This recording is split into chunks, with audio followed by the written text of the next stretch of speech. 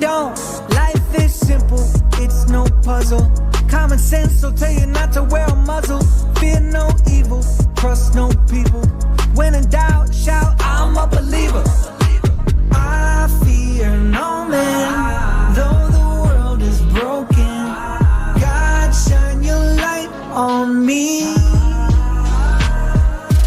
I fear no man, though the world is broken. God, shine your light on me. I offend everybody, the left, right, in the middle. Blame my parents because I've been this way since I was little. It used to be normal, now everybody praying to crystals. No wonder why it's so easy for the devil to trick you. They treat you like dogs, putting muzzles all on your faces, forcing kids to wear them in schools. Doesn't this seem outrageous? They ban Bible scriptures on TikTok. Let's go to Target! Let's go to Target! Need some PlayStations! Let's go to Target! Hey! I need to figure out how to just have that play and roll straight into the stream. I don't know how to do it. So it doesn't loop at the end. What's up? What's up? Greetings, greetings, greetings. How's everybody doing tonight? Give me 1 second. Let me share this out on some Discords. Share it out, everybody. Hit the like button on your way in. I seen Bibby in here. Oh, get this out of here. I seen Bibby in here. I seen Amanda in here. I seen B-Wise. Dean, quit spamming my chat on my videos with the same comment over and over again. It was funny once. Now you killed the joke. It's not funny anymore. Bibby! Bibby! What's up, Star One? First you had an afro, now I got, first I had dreadlocks, then I had an afro and I don't style it. Now I got a Jerry curl. It's cultural appropriation maxing. Cultural appropriation maxing. You know, I felt sad that I wasn't culturally appropriating anymore. So I had to keep doing it. I had to keep it. All right, give me 1 second. 1 second. All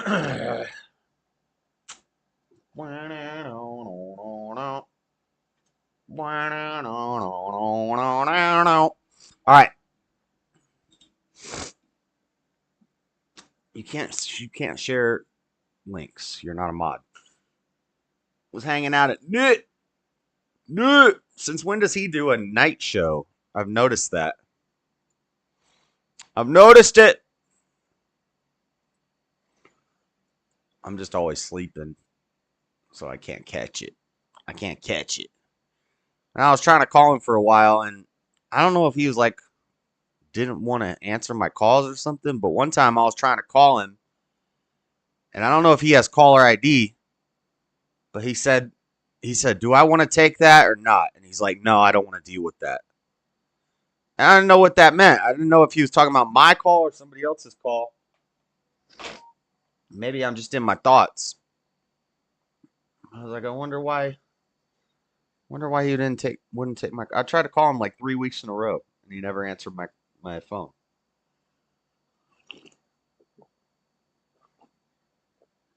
I don't know.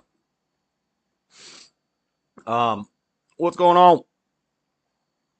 Thank you, Amanda.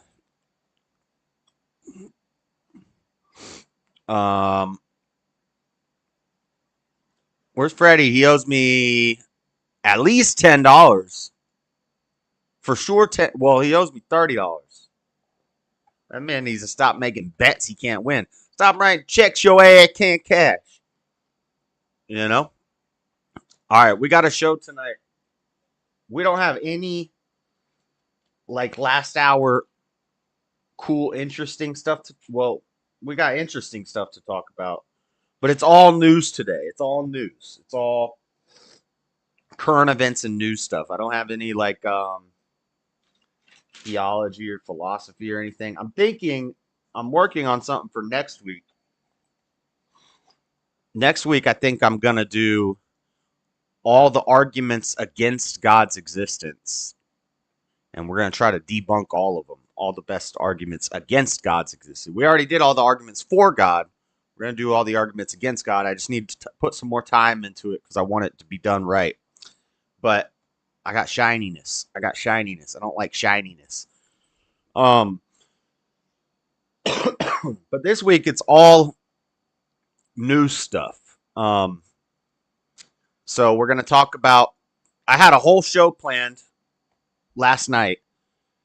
And when I was on Buff Stream last night, I didn't even know that there had been another assassination attempt on Trump, on President Trump. He's just trying to make America great again.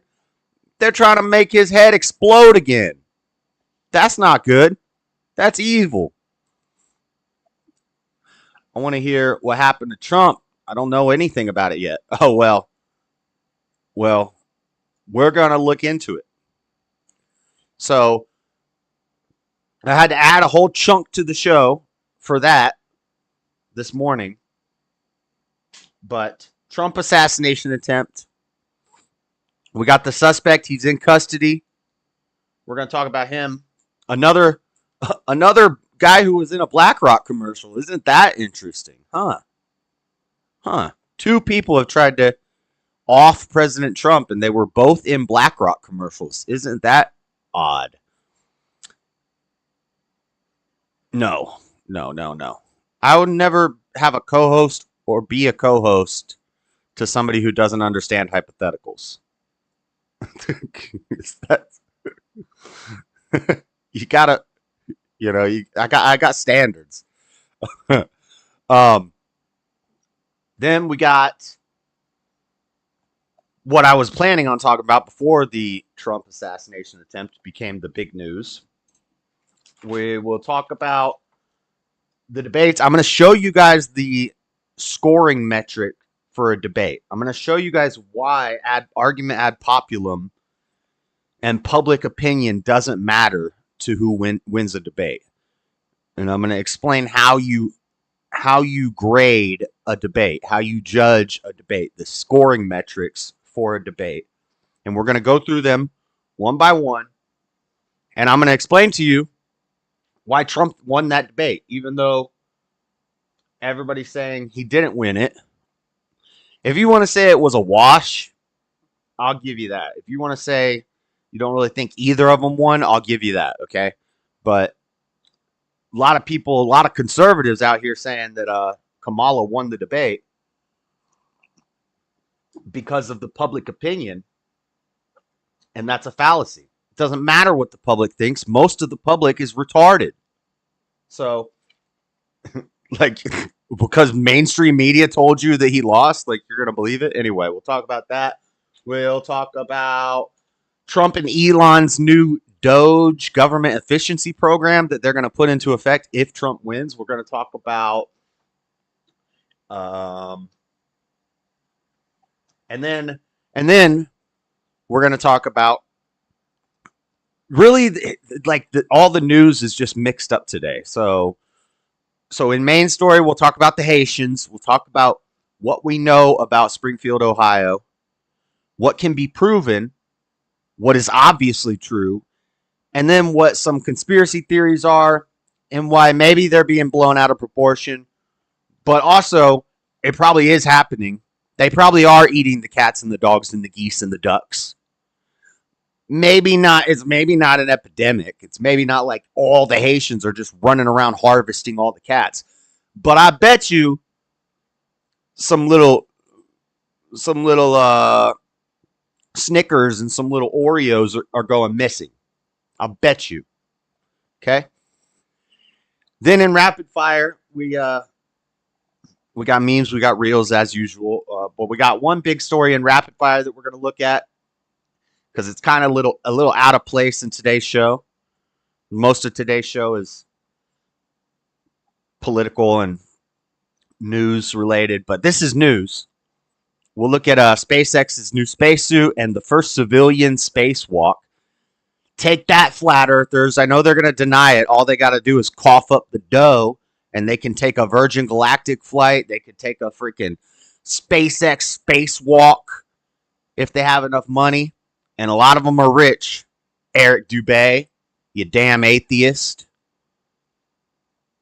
Getting a bunch of Christians to believe in flat earth. And meanwhile, you're making 2-hour-long YouTube videos with 1/3 views about why Jesus never existed, which is stupid. Even the smartest, that's an oxymoron, the smartest atheists, but even the smartest atheists know that Jesus existed, but Eric Dubay doesn't. I'm getting sidetracked. Flat Earth doesn't matter. SpaceX, spacewalk, awesome. And then, for the last segment, we're going to spend some time looking into something that I've been meaning to look into for like 2 or 3 weeks now.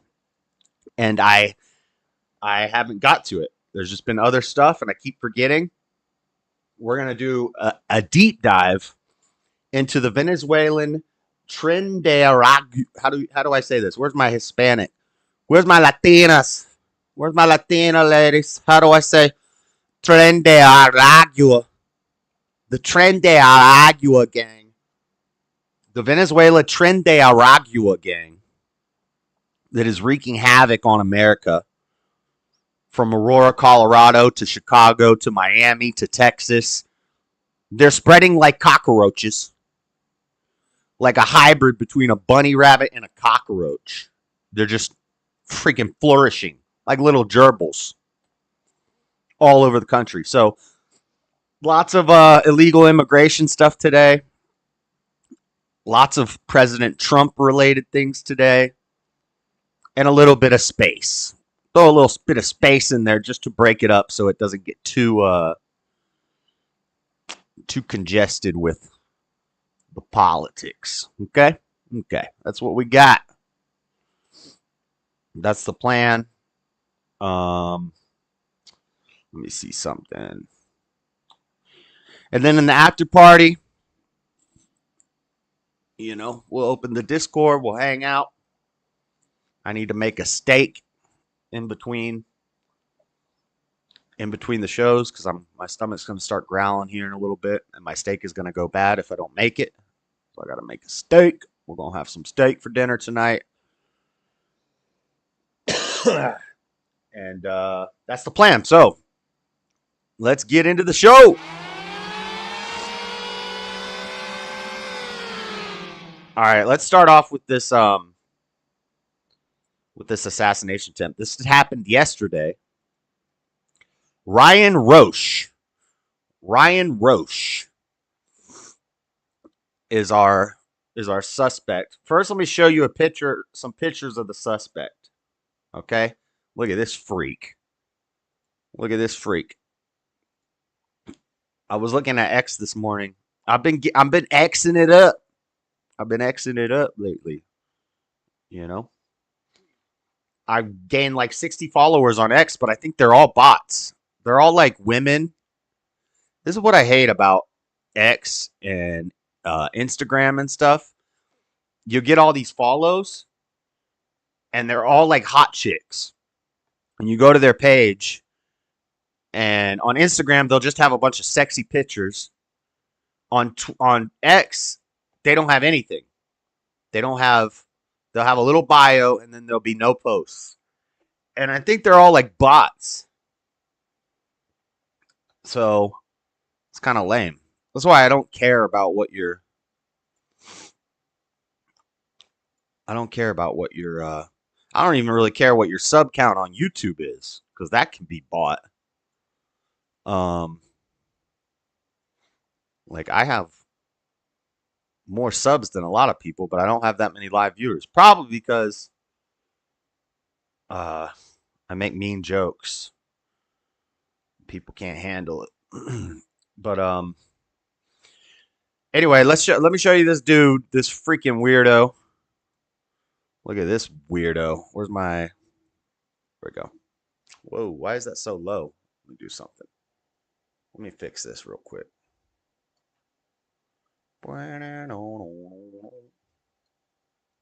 Yep, that's better. That's better. All right. This weirdo. Look at this guy. He's at like a United Nations summit, politically active.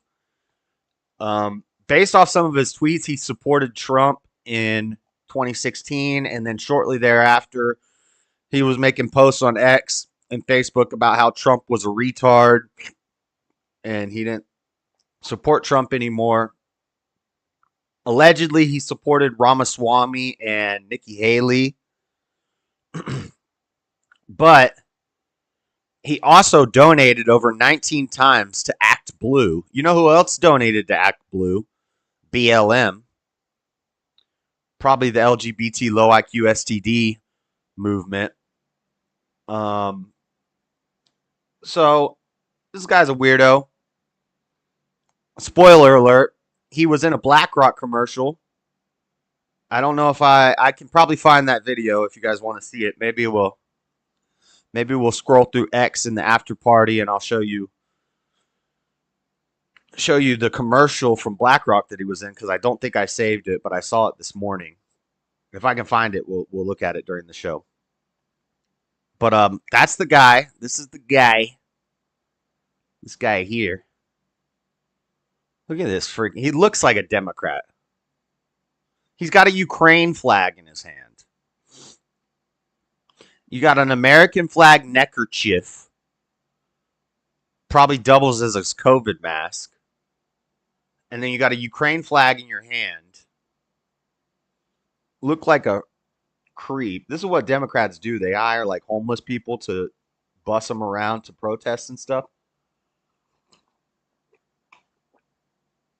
And I know that for a fact because remember that black guy that was one of the leaders of BLM?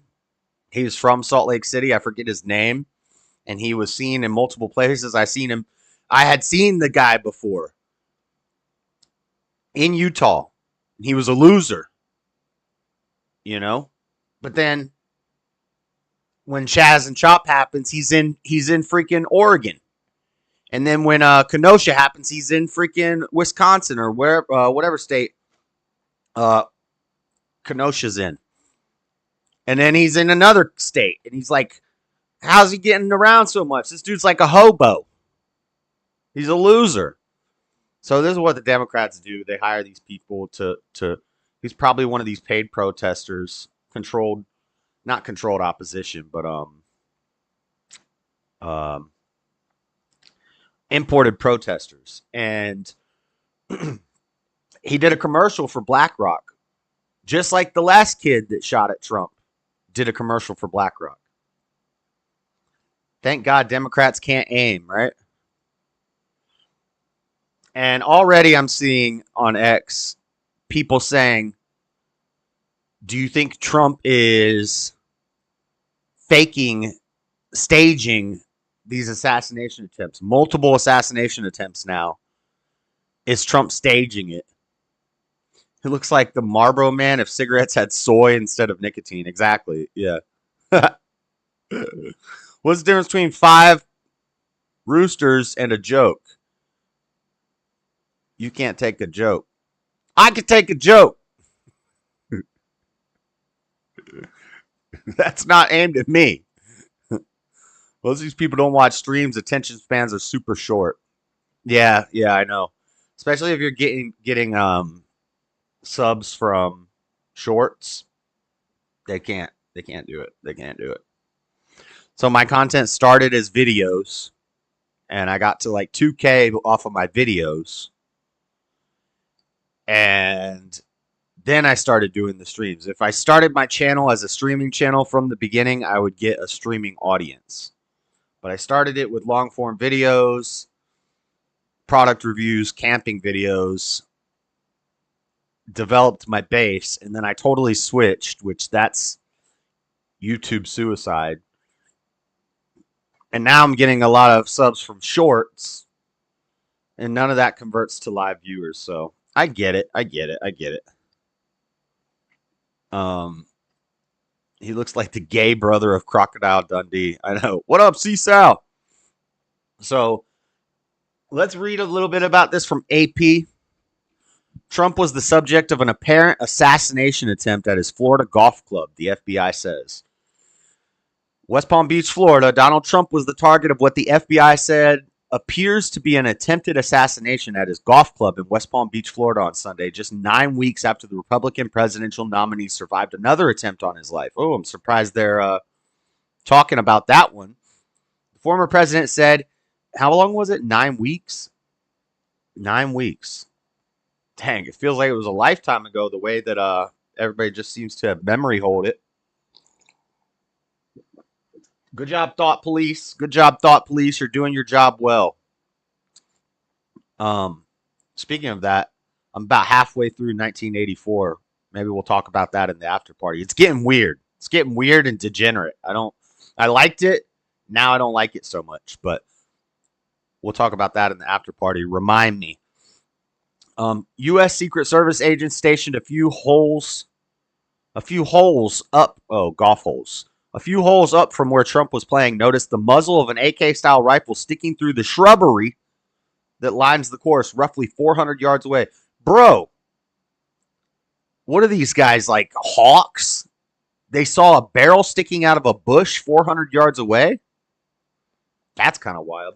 An agent fired, and the gunman dropped the rifle and fled in an SUV, leaving the firearm behind, along with 2 backpacks, a scope used for aiming, and a GoPro camera. Was this guy streaming?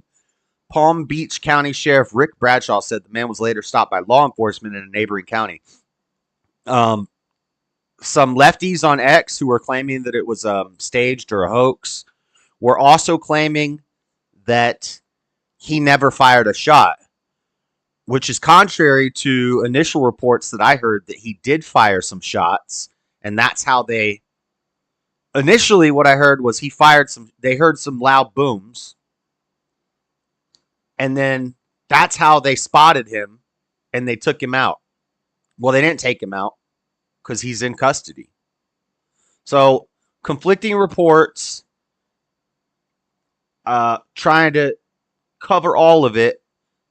First reports I hear, they heard shots fired. They fired at him. And then they had a suspect. And then today he's in custody. I don't know. I don't know why they wouldn't just kill him like they did with the other guy. So there are some there's fishy circumstances about both of them. But it spawned new questions about Secret Service protective operations after the agency's admitted failure in preventing the assassination attempt this summer. The man who was detained had a calm, flat demeanor and showed little emotion when he was stopped. Yeah, he's probably MK Ultra, according to Martin County Sheriff William Snyder. He never asked, what is this about? Obviously, law enforcement with long rifles, blue lights, a lot going on. He never questioned it. In an email to supporters, Trump said, "There were gunshots in my vicinity, but before rumors start spiraling out of control, I want you to hear this first. I am safe and well," he wrote. "Nothing will slow me down. I will never surrender." He returned to Mar-a-Lago, his private club in Palm Beach, where he lives, according to a person familiar with Trump's movements, who was not authorized to discuss them publicly and spoke on condition of anonymity. So here's a map. Let's look at this little map. Where's Dora when we need her?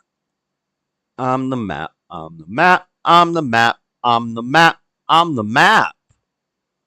Oh, this is not right. Let me fix this real quick. There we go. That's how it's supposed to be. Okay. So here's his golf club. Gunman's rifle spotted on course perimeter 400 to 500 yards from Trump by Secret Service agent. Fired 4 to 6 rounds and suspect fled. Okay. So Trump was playing hole 5. So Trump was here on this dot. And the gunman's rifle was spotted somewhere in this area, I'm guessing. 3 holes up from him. So the gunman was somewhere in this property line right here. Trump was here at hole 5. This guy's trying to interrupt our man while he's playing golf. Ridiculous. It was not immediately clear how the development would affect his schedule or campaign dynamics. Right. If you can't stop him with court proceedings. You can't stop him by taking all his money. Just try to take him out. Seemed like the plan. Where was the S from? Where was the S from? What did I say? What's she referring to? The S. Where was the S from? S from. I'm not sure what you mean by that. It was not immediately clear how the development would affect his schedule or campaign dynamics. Trump was set to speak from Florida about cryptocurrency live on Monday night on the social media site X and had stops planned Tuesday and Wednesday in Michigan and on New York's Long Island. Also, how do you know where his next campaign stop is going to be? When's he coming to Salt Lake City? An email to Trump campaign staffers obtained by AP said, "We ask that you remain vigilant in your daily comings and goings. As we enter the last 50 days of President Trump's campaign, we must remember that we will only be able to save America from those who seek to destroy it by working together as one team." Biden and Harris were briefed on the matter and each issued a statement condemning political violence. Right, even though you encourage it constantly. You'll condemn it for a day and then you'll be right back at the inciting it. Harris added that she was deeply disturbed. Yeah, she knows all about being deeply disturbed by the day's events and that we all must do our part to ensure that this incident does not lead to more violence. Right, when you say fight, fight, fight, save our democracy, he's Hitler. This little spot doesn't grow hair. What is this? I'm trying to fix this little spot right here. Yeah, you incite violence all the time. But if he says peacefully and patriotically make your voices heard, apparently he encouraged an insurrection that was worse than the Civil War, 9/11, and Pearl Harbor combined. Ridiculous. Biden said he had directed his team to ensure the Secret Service has every resource, capability, and protective measure necessary to ensure the former president's continued safety. In the aftermath, Trump checked in with allies, including running mate Ohio Senator J.D. Vance, South Carolina Senator Lindsey Graham, and several Fox News hosts. House Speaker Mike Johnson said he spent several hours with Trump and called him unstoppable. He is unstoppable. Fox News host Sean Hannity recounted on air his conversation with former president's golf partner Steve Witkoff. They had been on the fifth hole and about to go up to putt when they heard a pop, pop, pop, pop. Within seconds, he said, Witkoff recounted, the Secret Service agents pounced on Trump and covered him to protect him. Trump had returned to Florida this weekend from a West Coast swing that included a Friday night rally in Las Vegas and Utah fundraiser. Was he in Utah? What the? You're supposed to update me on these things, Trump. I thought we were cool. I thought we were cool. I thought we were boys. His campaign had not announced any public plans for Trump on Sunday. He often spends the morning playing golf. Trump has had a stepped up security footprint since the assassination attempt in July. When he's at Trump Tower in New York, parked dump trucks have formed a wall outside the building. Yeah, you definitely need some protection in New York. At outdoor rallies, he now speaks from behind bulletproof glass. Are you saying where's the shooter from? Is that what you were asking? I think she meant where was the shooter from? Yeah, the pew pew guy. Yeah, that's interesting. How did he get to Florida? Trump will be in Flint, Michigan tomorrow, then NYC, then New York, then North Carolina. Huh. Creed for Trump. Can you take me higher? I didn't realize he was in Vegas either. I missed that one. I know, man. They don't update me. What's up, Tomas? The Florida golf course was partially shut down for Trump as he played, but there are several areas around the perimeter of the property where golfers are visible from the fence line. Secret Service agents and officers in golf carts and on ATVs generally secure the area several holes ahead of and behind Trump. Agents also usually bring an armored vehicle onto the course to shelter Trump quickly should a threat arise. The Palm Beach County Sheriff said the entire golf course would have been lined with law enforcement if Trump were president, but because he is not, security is limited to the areas that the Secret Service deems possible. I would imagine that the next time he comes to the golf course, there will probably be a little more people around the perimeter, Bradshaw said, but the Secret Service did exactly what they should have done. Later Sunday, Trump posted a message on social media thanking the Secret Service and law enforcement for keeping him safe, calling them brave and dedicated patriots, adding that it was certainly an interesting day. This guy gets shot at, and he's just like, that was interesting. This guy's a legend. He was to be briefed in person Monday by Acting Secret Service Director Ronald Rowe about the investigation into the assassination attempt, according to a person familiar with the plan for the brief who was not authorized to speak publicly. Former presidents and their spouses have Secret Service protection for life, but the security around former president varies according to threat levels and exposure. Okay, well, you got the highest threat level and the highest exposure for Donald Trump. So, just saying. With the toughest measures typically being taken in the immediate aftermath of their leaving office, Trump, or what about why they're currently running for office? Trump's protective detail has been higher than some other former presidents because of his high visibility and his campaign to seek the White House. The man in custody was Ryan Roth. That's how Alex Jones said it. Roth, baby. Roth. 3 law enforcement officials told the AP.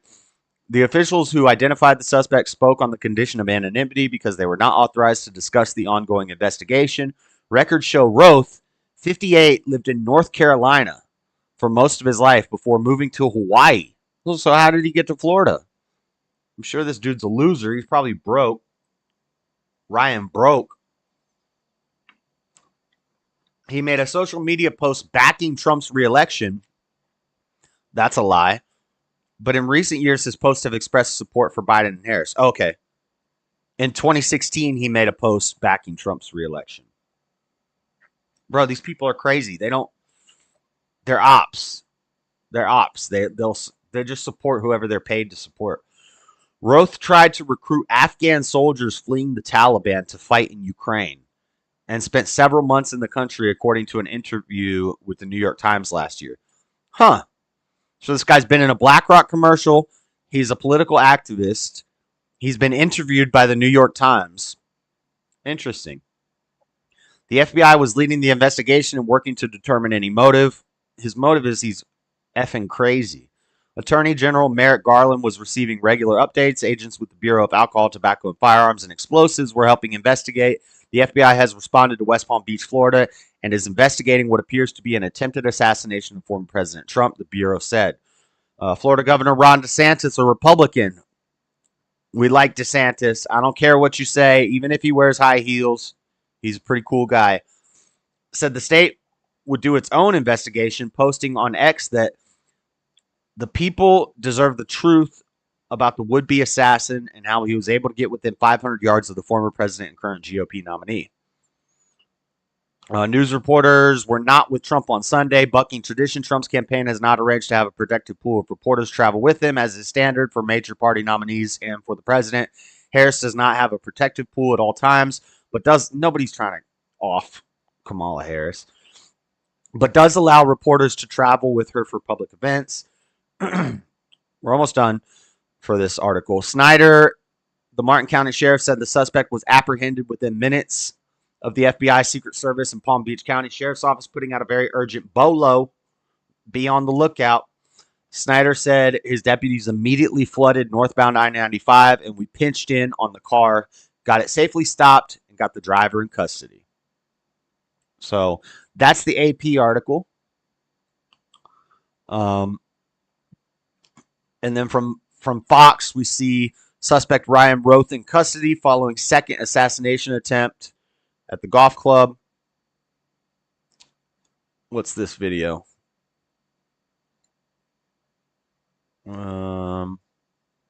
Eckridge, no time. Get out of here, ad. Let's check out this video here in a second. I thought I had some X things. I think I might actually have the BlackRock commercial saved. Let me see if I have it in this folder right here. Bookmarks, mobile bookmarks. Yeah, I don't have it anymore. I don't know what I did with it. Maybe I can pull it up real quick. Let me see. We're going to do some live. Ryan Roth Black. Whoa, whoa, whoa, whoa, whoa, whoa. What does that song come from?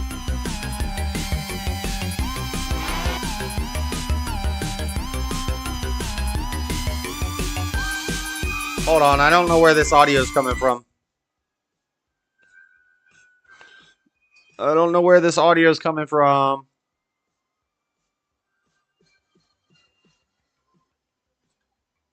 What the heck is this audio coming from?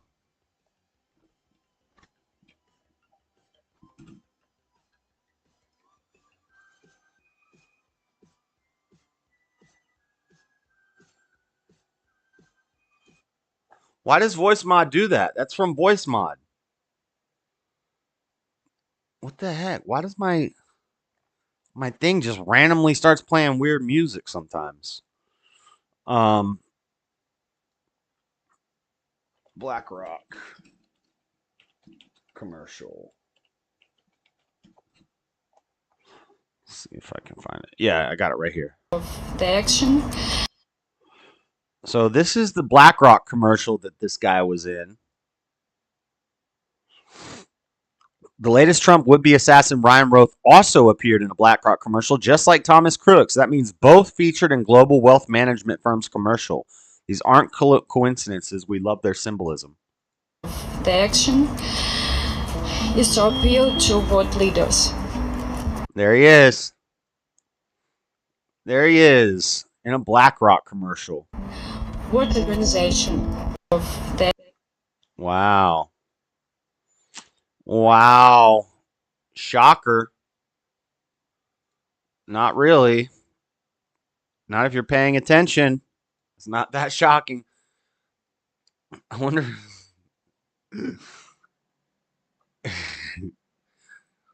Meatball Ron just had a birthday. Happy birthday. He's not a loony. You're crazy. That's crazy. See, this is why we lose. You guys are haters. DeSantis has done more based policy than any other governor in the whole country. He's done more based policy than Trump. Trump does more debased things than DeSantis. Just so you know. The so-called Don't Say Gay bill, removing all the gay degenerate books from kids' libraries, taking the revisionist Black history out of schools. What else? There's a long list of base things DeSantis has done. A lot of things that even Trump takes a more liberal stance than DeSantis, just so you know. Everybody, the Trump shooter was a loony. Oh, okay. I've just got to defend my boy. Because everybody in Florida loves DeSantis, except for the Democrats.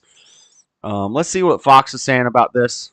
We already read AP, which is lefty news. Bro, you're gonna play the ad again? Hold on, we got 9 seconds for this ad. Love Meatball Ron. Okay. All right, just making sure. All right, let's see what this Fox articles or Fox video is saying. This is 6 minutes long. We're not going to watch the whole from thing. South Carolina, who has played this golf course with President Trump multiple times and spoke with him this afternoon. Welcome, Senator Graham. Well, thank you, Trey. Yeah, I'm just very grateful this was stopped. Appreciate the protective detail, but there's so Isn't many this Lindsey questions Graham guy like a how did traitor? this happen in the fashion it did. So my day started. I did Fox News Sunday, and right While after this the plays show, for a minute, I'm going to go turn my air off. It's too and he was cold. about to go play golf with Steve Woodcock. And, I couldn't get there. I was supposed to play, but I couldn't get down. And he said, we talked a little bit about It's politics. getting chilly already. And I said, well, just forget about all that. Go enjoy yourself. Have a good round of golf. So later on, not a couple hours later, whenever it was, he called me, and he said, hey, I'm around surrounded by like 500 cops. They got a guy with an AK-47. He didn't know the real details. We're speeding it up because Lindsey Graham talks way too slow. But shots were fired. He praised the Secret Service, but they had him taken off the course, and he said there's like 500 cops around. I said, are you okay? And he said, yeah. He said, I was 200 after 5. So Florida is quite a guy. nice. That's all I can say, and I'm just very grateful that the worst Look, there's his bags. didn't happen, and I'm pissed that this His could happen gun. again. And what you said about lowering the rhetoric and They said it's an AK rifle. Why do they got his shirt pulled up, letting the nipples hang? I ain't trying to see this dude's nips. engaging differently is absolutely essential. I am not, on the one hand, surprised at all that he would tell you that he was 2 under. Golfers are just different. You and I have both played this course. We have played it with him. I noticed while we were playing that it is incredibly hard to keep someone from shooting someone if they are heck bent on doing so. But it sounds to me like, for a guy that survived 2 attempts on his life in 2 months, he seems to be handling it a lot better than I would be handling it. Yeah, that's because he's a boss. Trump built different, bruh. Don't play with Trump. He's in he's in good spirits, and talk about, he's, the news had not broke. He called me, said, you're going to hear it in a minute. I was just like, no, I'm fine. That's cool. Okay. And it was kind of hard. Stubborn one. That's so that they don't live everywhere else. That's called a gulag. That's what you do. You separate the people from everybody else so they don't just live. In every other state, they live everywhere amongst the community. And in Florida, they put them all in a commune together. It's basically a camp. That makes sense. Hard to absorb that. So you're getting calls from President Trump about an attempt on his life before it even. Would you rather? Well, I'm sure we'd rather just have them eliminated. But if that's not an option, would you rather have them living next door to you, or would you rather have them all live in a concentrated camp type space? Breaks. And he said he was 200. I played there a bunch with him. So you start off and you go around the corner there and you get close to the to the road and the highway with that par 3. It's like the same thing with it's like the same thing when you have what we used to have here in Salt Lake City. We had the block. The block was where the homeless shelter was. So that block was where all the homeless people lived on that block, and all the drug dealers and everything, all the crime was concentrated to one block. And then everybody knows, just don't go over there. And then when they tore down the homeless shelter, they all spread out, and now they're everywhere. Now it's in every neighborhood. It's in residential neighborhoods. It's better to have your problems concentrated into one location. That's actually a smart move. If you can't banish them to another country or an island, and you can't eliminate them, then you just concentrate them to one area. It's a smart move. Okay. CBS, what's known about Ryan Wesley Roth? Oh, they gave him 3 names. That's right. You got to give him 3 names. He's an assassin. Picture is emerging of Ryan Wesley Roth, the suspect who officials say, this is CBS, pointed a high-powered rifle from the tree line where former President Trump was golfing. Roth was 58 years old. He appeared in federal court Monday morning on 2 charges, possession of firearm by a convicted felon and possession of firearm with an obliterated serial number. So he had obliterated his serial number. If convicted of both charges, he would face a maximum of 20 years in prison. He was armed with an AK-47 style rifle and was allegedly 300 to 500 yards away from Trump when a member of the former president's Secret Service detail spotted his rifle in the tree line. A loaded SKS style 7.62 by 39 caliber rifle with a scope. The suspect was a few holes ahead of where the president was golfing. Officials said Suspect did not have a line of sight on Trump. So I guess he didn't take a shot. Originally, I heard that he took shots. Secret Service says the agent opened fire at the suspect, who did not fire or get off any shots at our agent. Yeah, but you guys didn't hit him either. Bradshaw said a witness then saw a man jump out of the bushes and flee in a black Nissan SUV. Officials got the license plate number and the car was pulled over. How are you going to leave the license plate on? Pulled over 50 miles north of the golf course on I-95. The driver was detained and identified as the suspect. Law enforcement found a rifle, a scope, 2 backpacks with ceramic tile, and a GoPro camera. Oh, he had to go to work. At the scene, they said DNA evidence was recovered and being tested. According to an affidavit from an FBI agent, the data obtained from Rose's cell phone service provider showed that his phone was in the vicinity of the area along Trump International Tree Line for 12 hours before the encounter. Said that his phone was in the vicinity of the area for 12 hours before the encounter. So he's just hanging out for 12 hours. Nobody caught that. Decades-long criminal history.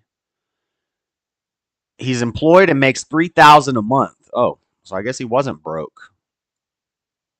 $3,000 a month ain't bad. But he didn't provide details about his job. He said he didn't have any assets. During Monday's hearing, it was determined that he qualified for a public defender. He can afford a lawyer at $3,000 a month. His most recent address is listed in Hawaii, but he spent most of his life in North Carolina. Of course, North Carolina is degenerate. Used to be base, now it's degenerate.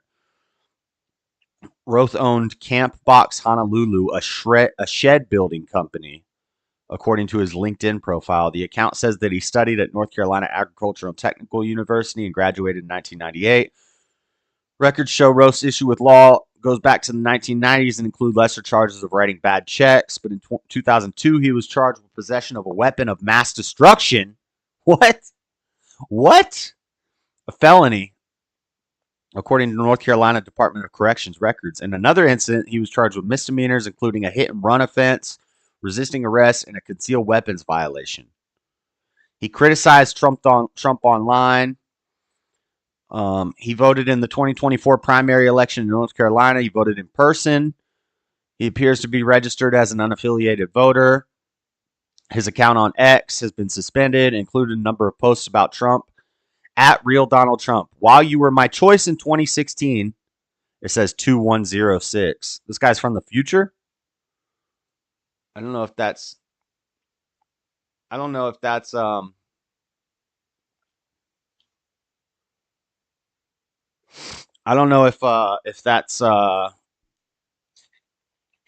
his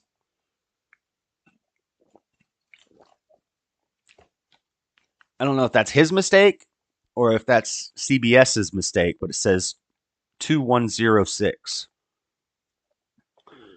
Maybe this guy's from the future. Mr. Matt, is this John Teeter number 2? I and the world hoped that President Trump will be different and better than the candidate, but we are all greatly disappointed, and it seems you are getting worse and devolving, he wrote in 2020. I will be glad when you are gone. He also referenced the July 13th assassination attempt on Trump in multiple posts, suggesting that President Biden and Vice President Kamala Harris should visit the injured and attend the funeral of the Pennsylvania rally goer who was killed. A Facebook account under Rose's name was no longer online on Sunday evening. A sanctuary? Have you seen that place? It's not a sanctuary. It's a freaking cesspool. It's a trashy area. I've shown videos of it on the stream. It's not a sanctuary. What are you talking about? It's basically like a trailer park. It doesn't matter who made it if they're living in one place. That's good. Passionate support for Ukraine. CBS News review of Rose's social media shows his pro-Ukraine views seeped into his public statements as well. Pro-Ukraine. Look at this loser. Look at this loser. What's the sentence for, it should be treason, which is punishable by death. They should have just on-sighted him. Should have just took him out on sight.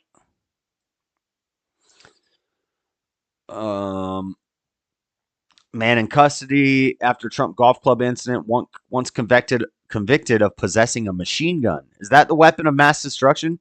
Is a machine gun considered a weapon of mass destruction? Yeah. 3 senior law enforcement sources said in a 2002 court records show he was convicted of possessing a weapon of mass destruction, a machine gun. That doesn't even make sense, because wouldn't the Geneva Convention have something to say about that? If the military uses M60s, but we're not allowed to use weapons of mass destruction, we're not supposed to. That doesn't seem to make any sense. I live in North Carolina, and you were 100% right on point. I know a lot of my family lives in North Carolina, and the mom is based. My aunt, she's based, but her daughter, my niece, for some reason is a super liberal, and she grew up her whole life in North Carolina, which is country than a mug, but Asheville is so freaking liberal, and now she's like super liberal BLM supporter, and it's like, what happened to you? You can't be in our bloodline. But then I come to find out my grandpa was also anti-Trump Democrat, which I never knew that. He passed away, I think, this past year.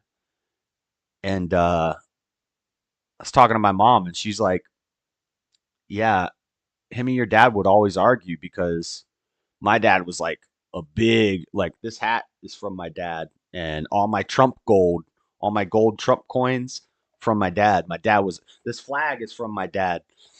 And my dad was a big Trumper. And she said he would argue with his dad all the time that our grandpa, Poppy, was a friggin' Democrat, which blew my mind. I never knew that. But anyway. So that's all that. I'm sure more stuff will come out here in the future. We'll keep you updated. Our cities are getting overcrowded. Are you in North Carolina? North Kakalaki, born and raised. Spewing over to our farmer communities. What kind of W would that be? He waited 12 hours. Imagine if Trump had canceled his golf game and done something else. That loser would have been so mad. I know. He's just hiding in the bushes all day, and Trump doesn't go golfing that day. Let's move on. We got more Trump stuff. Again, I did not plan on talking about that today. So we're already an hour into the show, and we still have the whole show. So we're going to kind of have to move quickly through these. I want to talk about this. I didn't know it was called Doge, D-O-G-E, but Elon and Trump are going to be working together if he gets elected, which, who was it? Somebody, some big podcaster. It might have been Joe Rogan. Somebody said if Trump was smart, he would be working with Elon. Elon's the richest man in America, and he's doing all these things for the climate and AI and quantum computing and rocket building to keep us competitive with China. And whoever this guy was like an anti-Trump guy. And he said if Trump was smart, he would be working with Elon and I would support him. And I can't remember who it was that said that, but I wonder if he's changed his mind now. Let's watch this from Fox News Nation, or from News Nation, I'm sorry. News Nation, The Hill. Trump and Elon forming a government spending efficiency, auditing federal spending. Elon and Trump tag team in this piece. Let's get it. One of Elon Musk's latest policy ideas, a government efficiency commission. Now, if elected, Trump plans, he says, to form the commission and appoint Musk to lead the federal agency. The details, as you might imagine, still in the works. But Trump says the first order of business would be to create a plan that would eliminate all fraud and improper payments within 6 months. Musk is embracing the idea, saying in part, quote, "I look forward to serving America. If the opportunity arises, no pay, no title, no recognition is needed." He even posted a meme of himself as the head of the Department of Government Efficiency. So see, I think that's a meme. I don't think that's the official name of the program, but that is funny. Efficiency. There you go. The commission is receiving some positive feedback, also a bit of skepticism. Joining me now is Thomas Schatz. He is the president of the government watchdog, Citizens Against Government Waste. Thomas, thanks for being with us here on the Hill. All right, let's talk about the idea, then the individuals. Is this a good idea? We already know the individuals. It's a great idea. It hasn't been done since the Grace Commission under President Reagan, 1982 to 1984. And Citizens Against Government Waste was founded right after the Grace Commission to follow up on those recommendations. J. Peter Grace and Jack Anderson were our co-founders. Bro, almost the whole government is waste. And by the way, when President Trump says we can save trillions, he's right. The government has grown so large, and we've helped save $2.4 trillion since our founding. Yeah, we could eliminate like half of it and be fine. You got a $7 trillion budget. You got 15%. You got $1 trillion. You really think you can get to trillions? Absolutely. We have our own plan, $4 trillion over 5 years to balance the budget. You have to cut trillions over 10 years because otherwise you can't get to a balanced budget. You're talking about think about the math, a $7 trillion annual budget. Again, 15% is a little over $1 trillion. Companies cut 15% on a regular basis just to stay in business. So it's not an unreasonable idea. Even billions or hundreds of billions would be a good start. So, look, you mentioned the number. Show like Social Security benefits, Medicare. $1 trillion is 1,000 billion, and $1 billion is 1,000 million. These are like inconceivable numbers. It's funny money. Fire all of them. You're fired. So on and so. Elon can hire some AI. Elon can make some AI to cover those jobs. Forth. These are big numbers. But 15% of that. The country's not going to stand. Social Security benefits.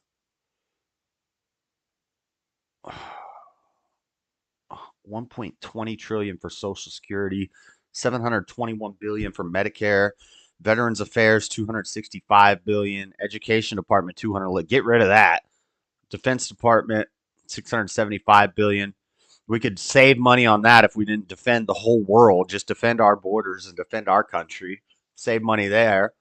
Get rid of the Education Department.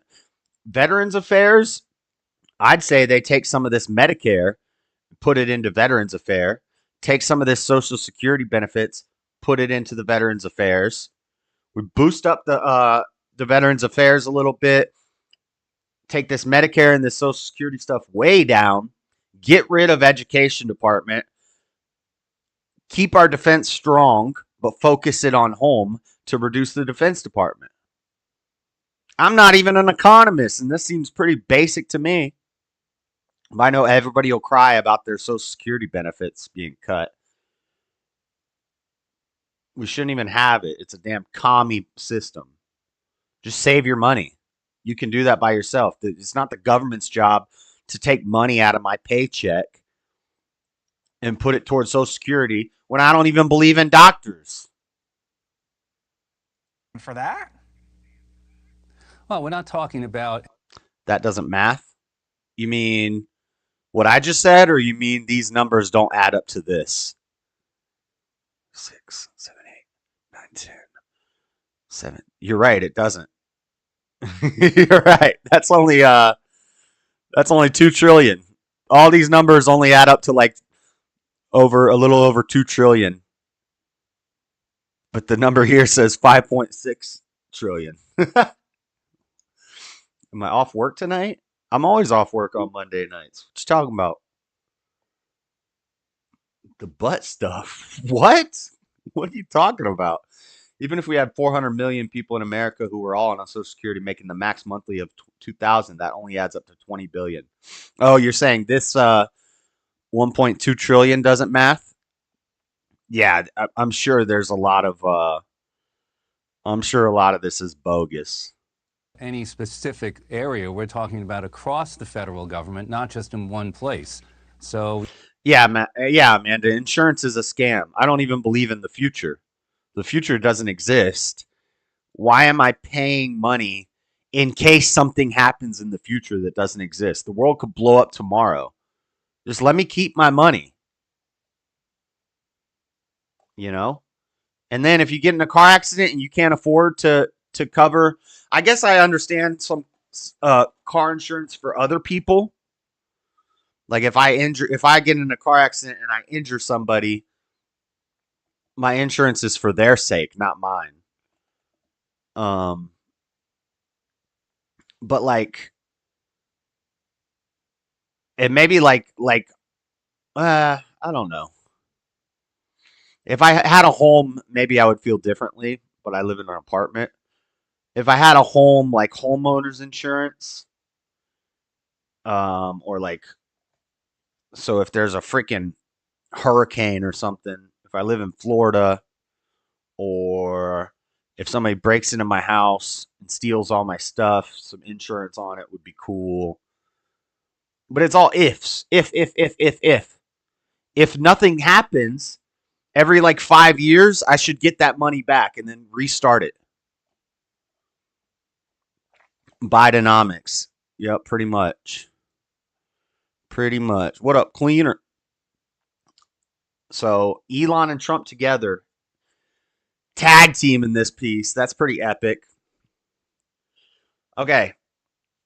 My last thoughts on the debate. I've talked about this in other streams. A lot of people saying Trump lost the debate. I'll give you this. I'll say Trump underperformed. He was kind of low energy. I agree. He didn't do as well as he could. I agree. Kamala far surpassed expectations. She did way better than I think anybody expected her to do. But to be fair, it's not the moderator's job to fact check and rebuttal a debater. It's the opponent's job to fact check and rebuttal the points. Kamala didn't rebuttal any points that Trump made. Kamala didn't pull out any fact checks. She just sat there and said, and looked at him, and made stupid faces. The only policy that she talked about was policies that Biden has already done that he lied about that aren't happening. So I'm going to go over the metrics for grading a debate. Okay? People think a debate is won based off of the audience or based off of public perception of who won the debate. That's a fallacy. That's an argument ad populum. If the population is all retarded, it doesn't matter what they think. If the media is biased, it doesn't matter what they think. It doesn't matter what they say. There are metrics for grading a debate and judging a debate. When we watch the AI debates AI, judged by AI, the AI gives you a scale and it gives you a bunch of metrics and it gives you a 0 to 10 rating on each of the metrics, and then it averages the score, and the points determine who won the debate. If you do any sort of high-level debating, real debates, collegiate debates, there are judges. It's not based off round of applause who won the debate. There are judges there who are judging it. It's like a UFC fight. There are judges. The judges could be biased. The judges could be wrong. But that's why there's multiple judges and they average their scores together to find the score. So this is what I told Daddy Jub, I think. If you are a Dallas Cowboy fan and you go to a Dallas Cowboy game in Dallas and there's all these Dallas Cowboys fans and Dallas is playing against another team and Dallas loses, Dallas scores less points, and the people are all pissed. The people are like, no, those refs were biased. Those refs suck. That wasn't legit, blah, blah, blah. That should have been a flag. That should have been this. It doesn't matter. What matters is who put points on the board. And a debate is the same way. So, content, how well the debater presented information. Kamala had no content. Trump had content. Now, the media is going to tell you, they're going to fact check. They're going to say, that's not true. That's not true. Trump mentioned late-term abortions. Trump mentioned post-birth abortions. They said that's not true. Don't listen to the media. Don't listen to the fact checkers. Don't listen to the biased moderators who are tag teaming Trump, which is another, those are points in his direction.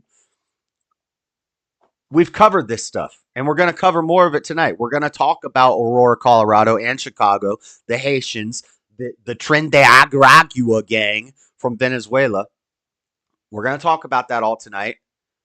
Just because the media tells you it's not true, just wait 6 months, and we'll find out we were right yet again, because that's always how it happens. So content, Trump was dropping bombs. Doesn't matter if the media says, that's not true, Trump. That's fact checked.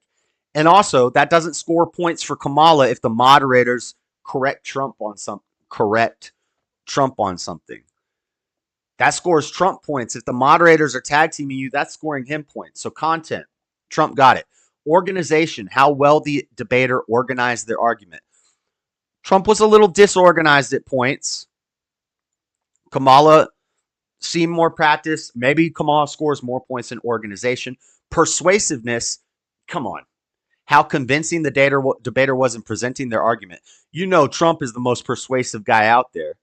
He's always going to win that. Conclusion, how well the debater's conclusion supported their argument. The conclusion is Trump is better.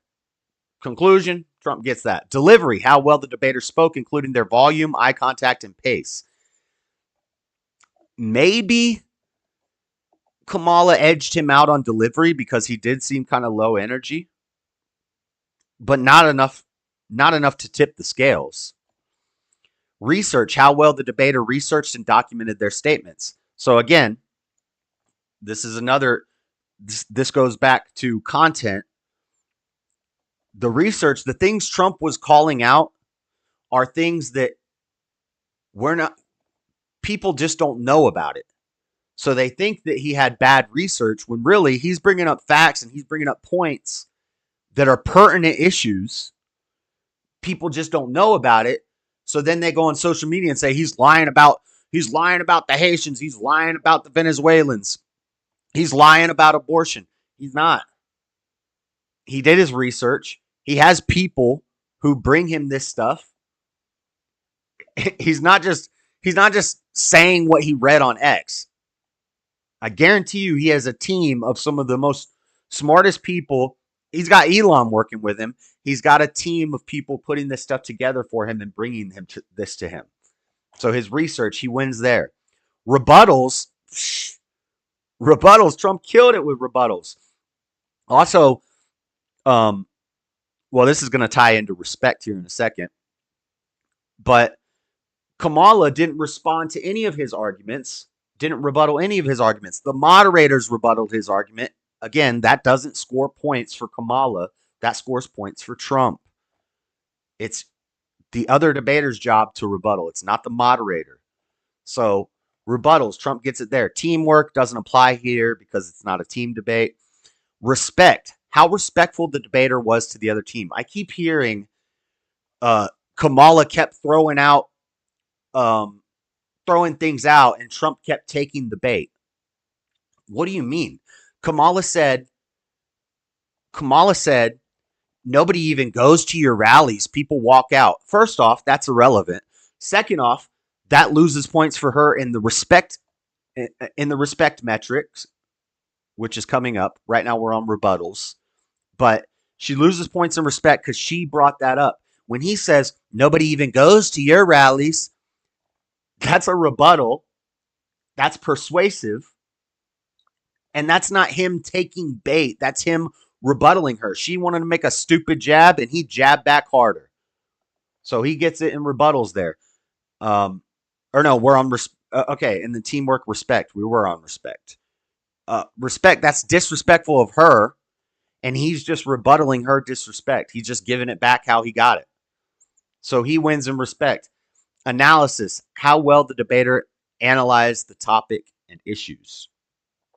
I think both of them were low in analysis, but that's a political thing.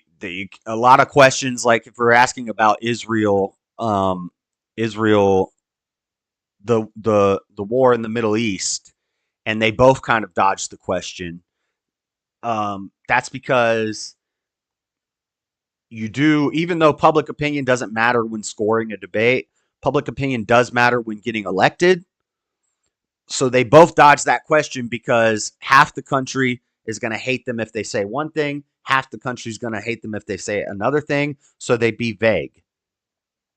They're vague on the topic. So analysis, they both didn't do great in that. But by these metrics, there's some of them that I think Kamala edged him out. But overall, if we were scoring the debate, I say Trump won the debate. I do think he underperformed, and I do think she overperformed. The best that I would concede is that it was a wash, and they need to do another debate, and he needs to step it up. But that's why I think Trump won the debate.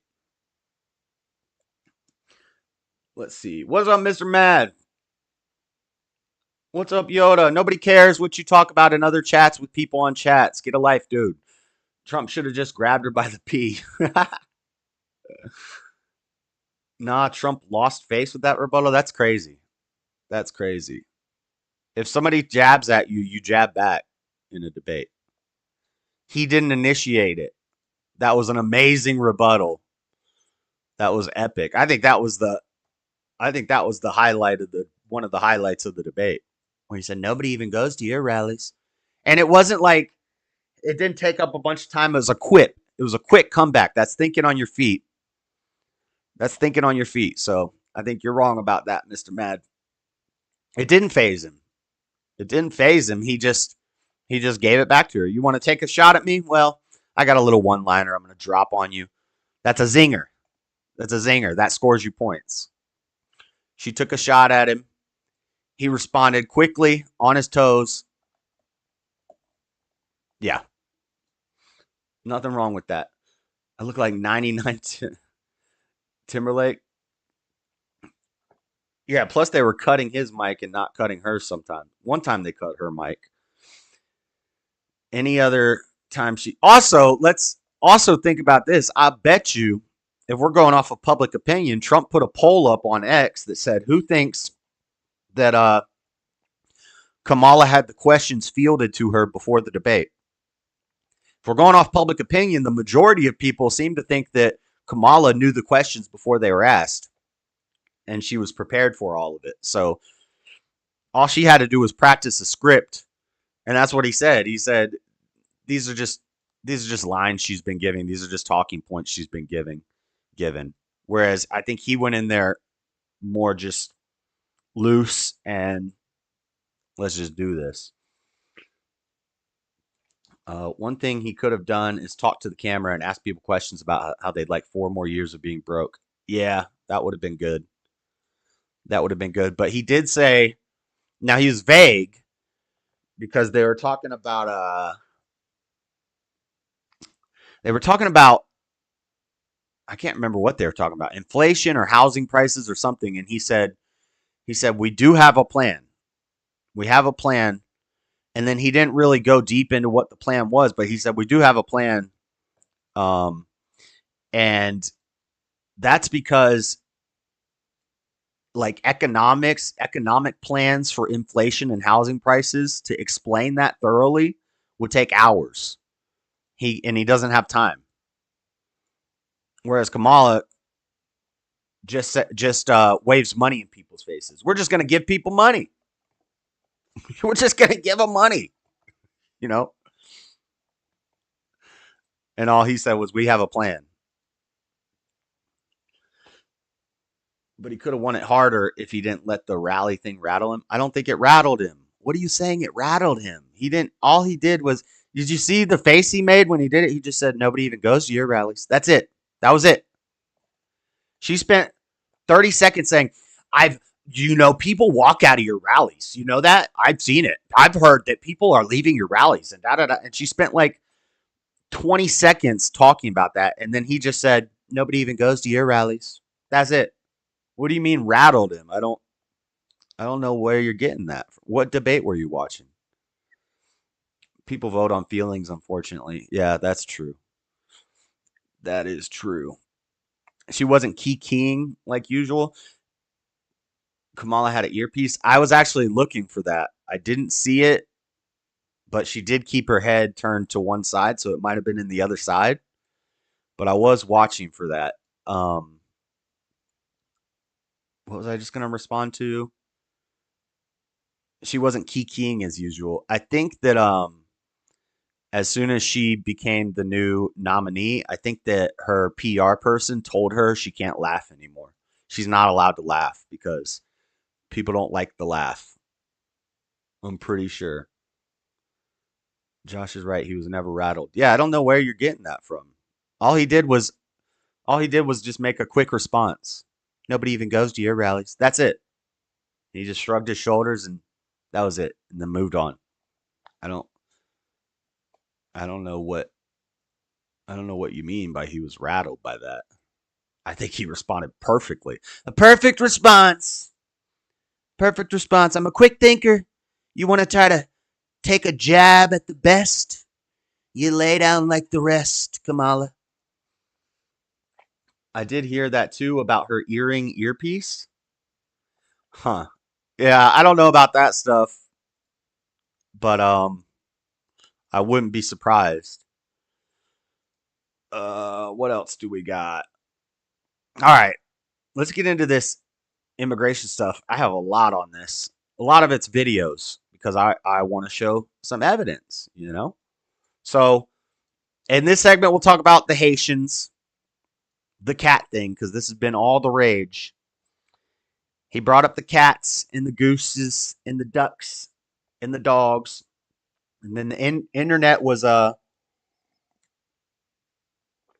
outraged saying, this is unheard of. This can't be true. So I'll show you what we know. This is from Dayton Daily News. Are Haitian migrants stealing geese in Springfield parks? Here's what we know. There have been 2 reports this year of people believed to be Haitian grabbing geese and ducks from Snyder Park in Springfield, according to the Ohio Department of Natural Resources. Upon follow-up, no supporting evidence was found of wildlife being illegally removed from the park in either case. Yeah, except for the pictures that they have and the videos that they have of it happening. The issues are receiving renewed attention after President Donald Trump at a rally in Tucson, Arizona, reiterated rumors about Haitians in Springfield. These migrants are walking off with the town's geese. They're taking the geese. You know where the geese are? In the park, in the lake. And even walking off with their pets. My dog's been taken. There have been no reports of immigrants and Haitians stealing pets, county officials have said. That's odd because right here I have a picture. Where is it? Where is it? So this is hard to read. But this is a police report. Clark County Communication Center call detail report. This is a police report from a call. Dispatcher comments. Water Street. Called RP and repaired them into provide a contact member. He could tell they were Haitian because he was in within earshot. Report is each had a goose. 2 males, 2 females, all Haitian. Each had 1 goose. A goose stolen. Called in. He could tell that they were Haitian because he was within earshot of them to hear them speaking Haitian Creole, but could not get a complete license plate or photo of them. So there are police reports about this. Then But hold on. I'm going to give you the conspiracy theory first, and then I'll give you my thoughts on it at the end. So hold on. Let's watch this from Elon. The United States in the late 60s as a teenager, and I want to talk about these recent comments about the Haitians in Springfield, Ohio. First, I want to say my father and I are now estranged, but I did know him in my Her father is Haitian, and when he immigrated, he was one person, and they weren't sending, thousands of Haitians in one area. He wasn't eating people's pets, and he didn't practice voodoo, but he did say that most of the island, the majority of the island, does practice voodoo. The reason they eat cats is for two reasons. Number one is survival. This is the poorest country in the Western Hemisphere. You can't just go to a food bank like you can here, or just go to McDonald's and get some free or cheap food. Unless, of course, there's a... McDonald's is not that cheap anymore, by the way. Some BS. A damn hot and spicy and a McDouble cost me $5 now. What happened to the dollar menu, McDonald's? I'm going to start eating cats. Christian missionary there. People in the United States have a really hard time imagining that type of thing, but it is true. Second, they do animal sacrifices for their religion, voodoo. They make these animal sacrifices to these gods for different reasons. You can do your own research on this. Do I think voodoo is a demonic religion? Yes, I do. That doesn't mean that you hate these people. These people need prayer. But you can't just take over all these people from another country and expect it to work. Not to mention, it doesn't fix the problems of that country. And there's more people left in Haiti that we can bring over. It's not racist to acknowledge that this is a problem. It's not racist to talk about these things that are happening. I don't care if it is racist. This is not just white Americans saying this is black Americans. You can look at the people in Springfield, Ohio saying that this is happening. Y'all just want to joke about Trump and say that he's crazy for saying that this is happening instead of actually checking at all to see if this is happening. All right. Thank you, lady. Thank you, Haitian lady. Okay. Hold on. We got more. Let's see this. Clark County Communications. Yes, ma'am. I got a question. This is a non-emergency line, correct? Yes, it is. Okay. I'm sitting here. I'm riding on the trail going to my orientation for my job today. And I see a group of Haitian people. There was about 4 of them. They all had geese in their hand. They got away. I don't so much mind taking some dang duck and geese. Especially geese. I hate geese. Y'all know I hate geese. I'm afraid of geese. Them things will attack your ass. But cats, And what happened to the cat lovers? Where are all the cat lovers on the internet? Where are they at right now? They just disappeared all of a sudden. All the crazy cat ladies for Kamala, where are they at? Clark County Communications. And I see a group of Haitian people hand. They got away. I couldn't make out the first 3 of the license plate, but I got the numbers. The last numbers was 9898, and it was a gray Toyota Tacoma they took off on. This is a separate call from the police report that I showed you. There was about 4 of them. There was 2 men, 2 women. I couldn't tell the age because and I don't have these videos, but I've seen video. There's a famous picture of a guy holding a goose by the neck. There's another video of a Haitian guy in an alleyway grabbing a cat and breaking its neck. I'm not going to show those videos on YouTube. And people are like, it's AI, it's AI. I can tell AI from a real video. This is a real surveillance video from a CCTV camera in an alleyway. And a Haitian guy grabs a cat and snaps its neck. So I'm in a hurry going to this orientation, so I don't be late. What direction did they go? They went up towards the middle of towards downtown. Okay, and what path are you on? Right now, hold on just a second. I'm coming to the intersection of, give me a second here. It says Water and Warder Street. Water and Warder. Speeding Is that it the up. area you called them?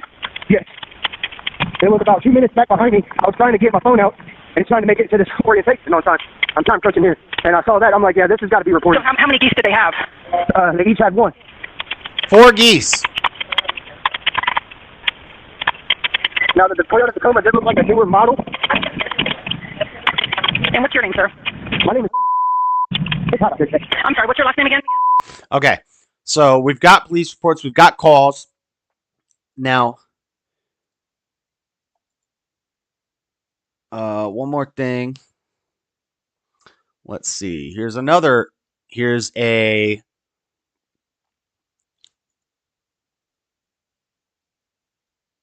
Let's see.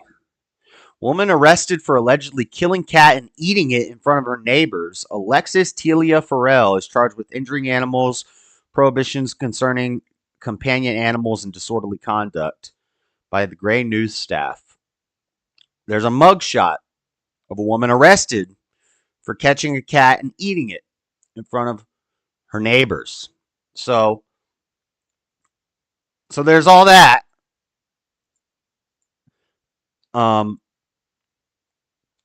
But here's the thing. Here's what I think. I'm sure it's not some crazy epidemic where all the cats and dogs and geese are missing. But I also think it's probably happened a couple times. I'm sure it's happened more than a couple times. I'm sure it's not some crazy epidemic where they're all just roving through the streets, grabbing up all the animals, right? But that's what the left will do. You'll say, this is happening. And they'll say, no, look, I see a cat. It's like, we're not saying that it's all of them doing it to all the animals.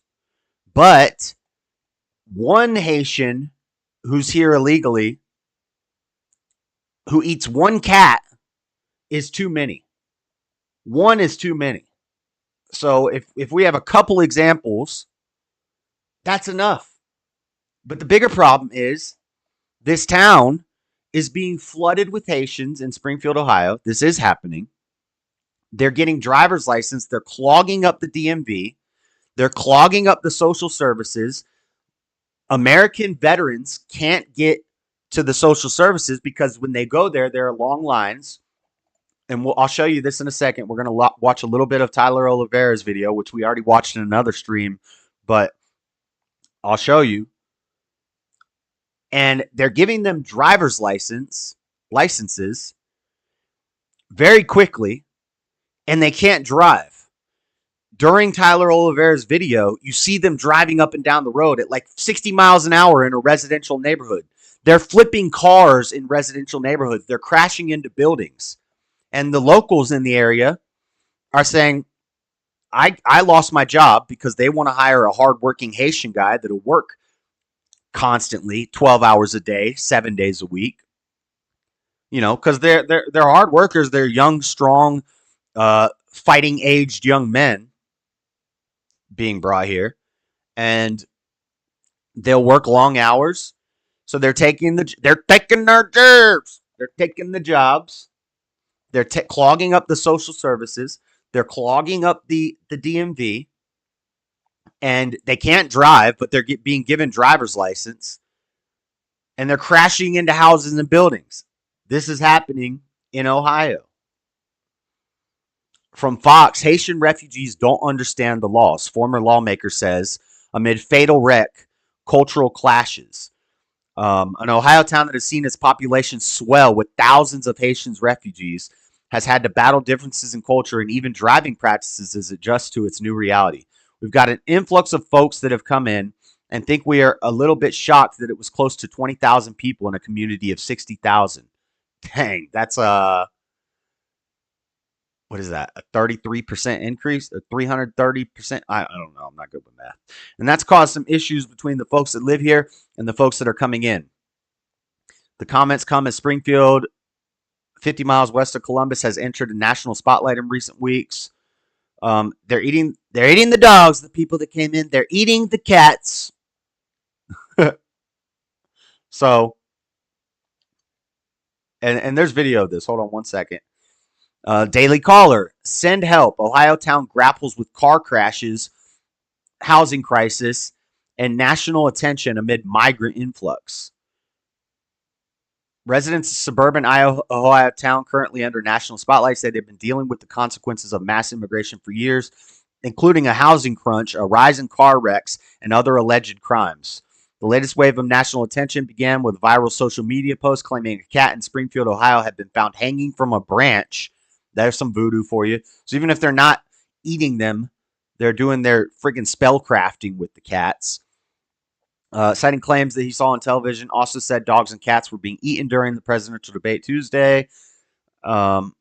Daily Caller News Foundation visited Springfield and interviewed a number of residents about the situation. While no locals said they have personally witnessed any individuals eating house pets, they were quick to say the massive influx of migrants has become a problem for a multitude of reasons. So that's the point. The point is you use the cat and dog thing, which maybe there's only a few incidents of, to shock people into paying attention to the bigger point, which is the migrant problem, which is the fact that, people American veterans can't get help. Americans can't afford homes, but these people are giving what they call magic money cards. They're giving money cards that are endless. And maybe that's why they're not eating the cats as much as people think, because they have unlimited access to food. They have magic money cards. They have food stamps with thousands of dollars of credit on their EBT card. They're getting free housing. While the Americans can't afford to get the house. They get kicked out of their house and a Haitian family moves in. 25,000 people have invaded our sleepy little community in Springfield. A local non-denominational pastor was involved in helping and feeding and provide assistance to the town's homeless community. Selig says local housing for the homeless has become incredibly difficult with the rise in the immigration population. Yeah, but they all got housed. Most of the wrecked cars in the lot were because Haitian nationals don't know how to drive. There were accidents every day because of it. A towing employee standing nearby who wished not to be identified confirmed that he had experienced an uptick in wrecks over the past year. So, here's a little bit of Tyler Oliveira's video.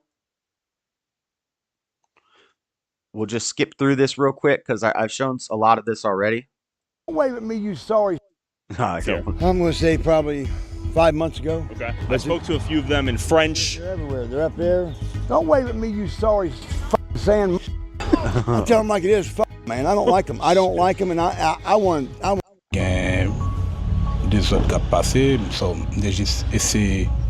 So this guy's talking about how he had to leave Haiti because of all the trouble that's going on around here. But there's a cat. There is a cat. So. Oh. No. Información falso. Fake information? I don't know anything about it. I mean, I don't know. I'm not going to talk about it. So you're not saying no, but you're not saying yes. Now this is interesting. This guy floors it past them, and then they go to talk to him.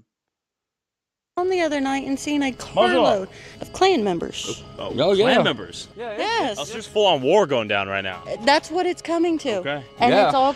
Okay, so she said that they had never seen a white supremacist or a white nationalist, but since all these Haitian immigrants showed up, it's causing more racism to swell up because people who normally would not even think about this sort of thing now all of a sudden are surrounded by crazy Haitians who are crashing their cars and animals are going missing. And so it's causing the amount of racial tensions to rise. It's causing people to be more racist.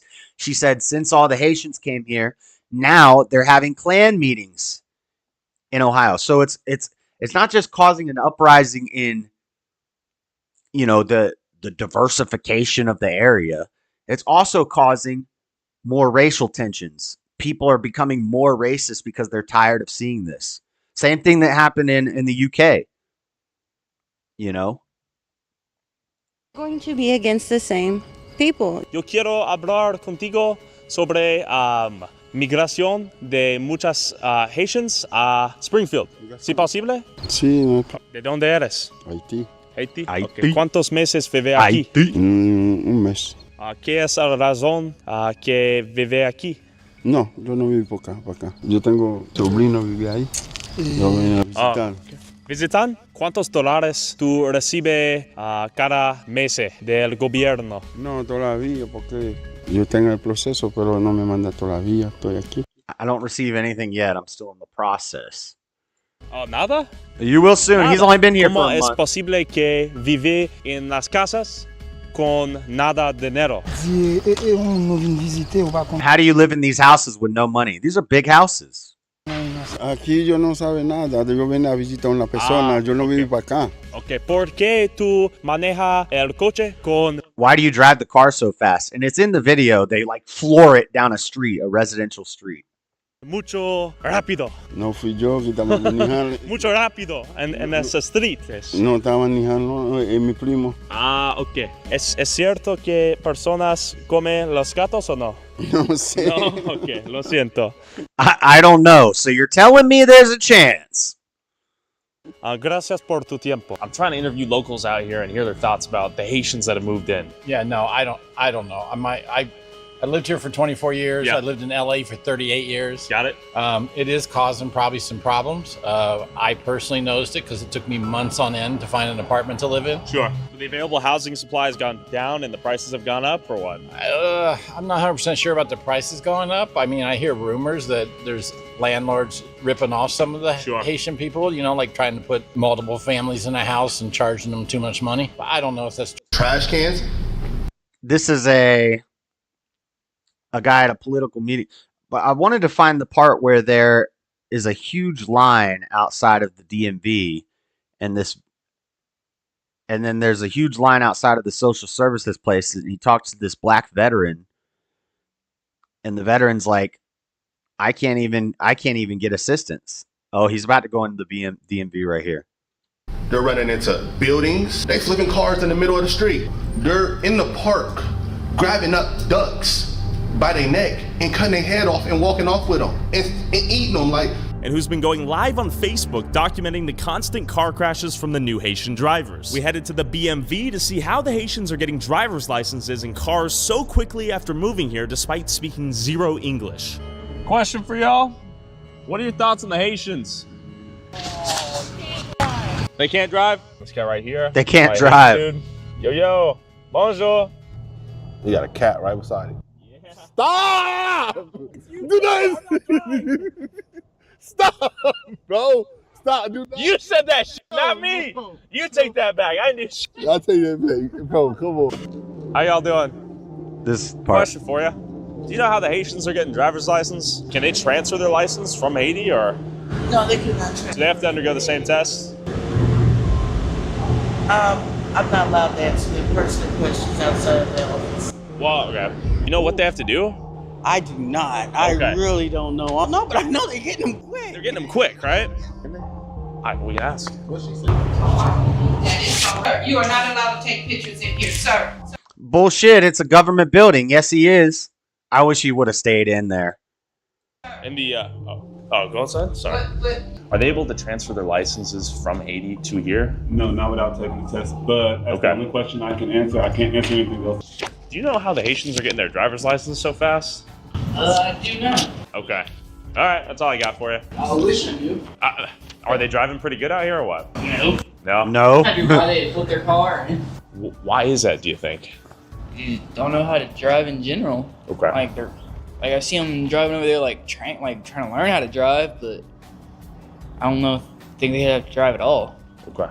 I don't even think they should have a license. No lights when they be driving around and nothing. Do you think it poses a threat to public safety? Yeah, it does. Yeah. Managers are nothing but a headache. All they're doing is raising our rent and our taxes and wrecking. Well, this guy's a real winner. But, oh, here we go. Last little part. And then I got one last thing to say about this. We got to move on. I say 80% of the people that come out here will be Haitian. Okay. How long you been? Show me some French words that are similar to Spanish words. I'm sure there's lots of them. They're all Romance languages. French, English, and Spanish. have a lot of similar words. I don't know what you guys are talking about, but In here in Springfield. I've been here for 7 years now. What takes so long is because they've got only 2 lines that they serve people in there, sometimes 3. And on all 3 of those, they got interpreters for each one, right? When it'll go a lot faster if you had 1 line for people that like couldn't, that's why German, French, Spanish, English, they're all very similar languages because they have the same origins. Speak English that well, and then have another line for people that can go through the line faster. Because a lot of times they'll have paperwork with them and stuff. They won't have it in order. We tried the split line for a while.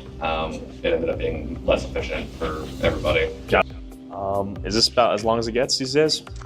Italian is also a Romance language. This is a normal Monday. Yeah, we've had worse, but... Francois? English? No. Standing in line 30 minutes, they might only just serve 4 or 5 people. Got it. Because they don't speak How many people English. do you think will come here this Monday? This Monday, I'm telling you, out of this Monday, I figure at least they might see 500. What do you think the split is between new Haitians that have come in here and Springfieldian OGs, if you will? I don't know too much about all... No, it's not. Well, wait. Polish would also be a European Romance language. Russian is not. What are you talking about? Observationally, what have you seen? 9. I think Polish is a Romance language. It's not a...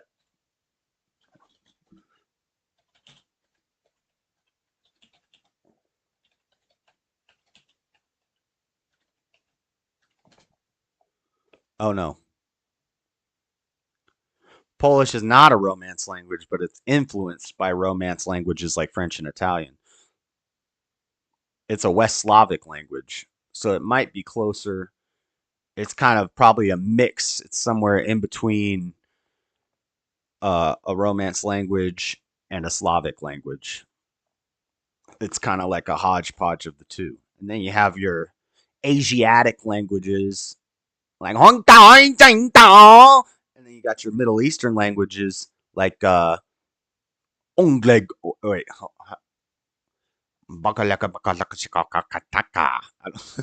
how they talk over there. I don't speak Arabic.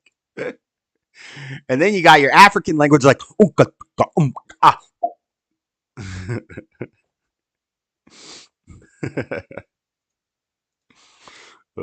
okay, so maybe they're not eating all the cats, but one is too many, and there is an immigration problem. They're clogging up the social services. Due to this, last little story here, 2 Springfield, Ohio hospitals locked down as more bomb threats rock the city amid migrant crisis. So they're threatening to bomb the hospital. I don't know who's doing this. It's from New York Post.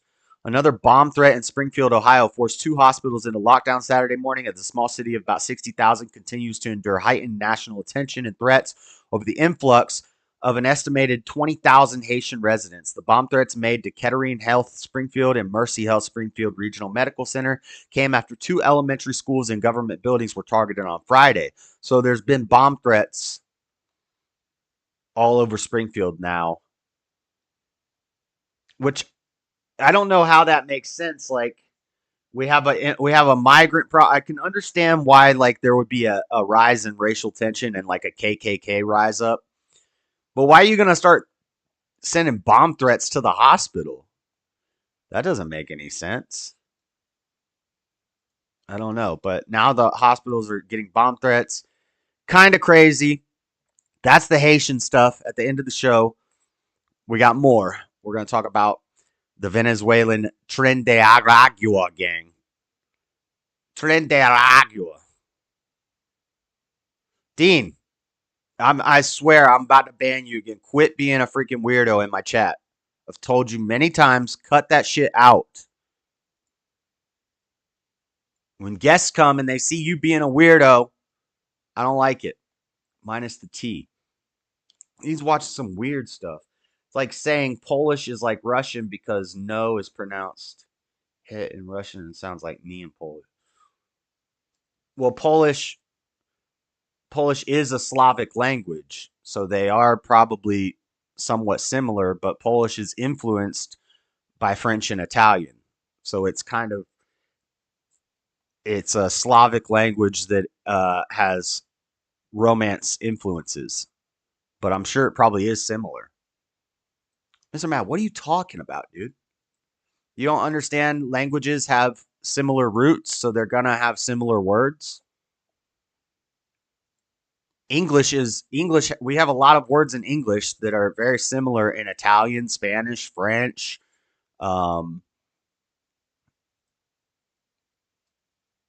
It's the root of the language.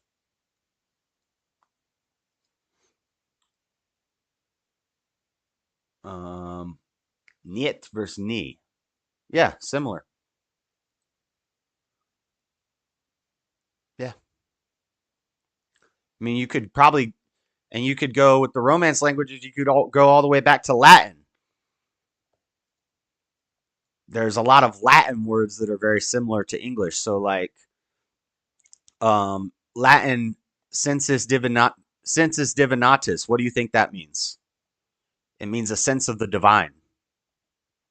Similar. Get it? English is it has a lot of similarities to Latin. All right.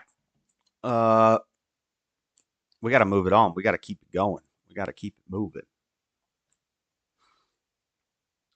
We got to keep it moving. Where is my meme folder? Meme folder. Y'all know what time it is. It's time. Oh, I don't have my soundboard.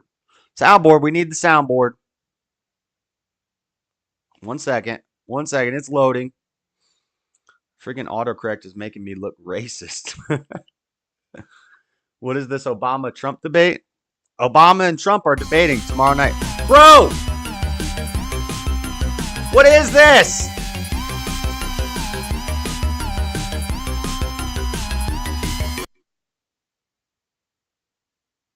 What the fuck was that?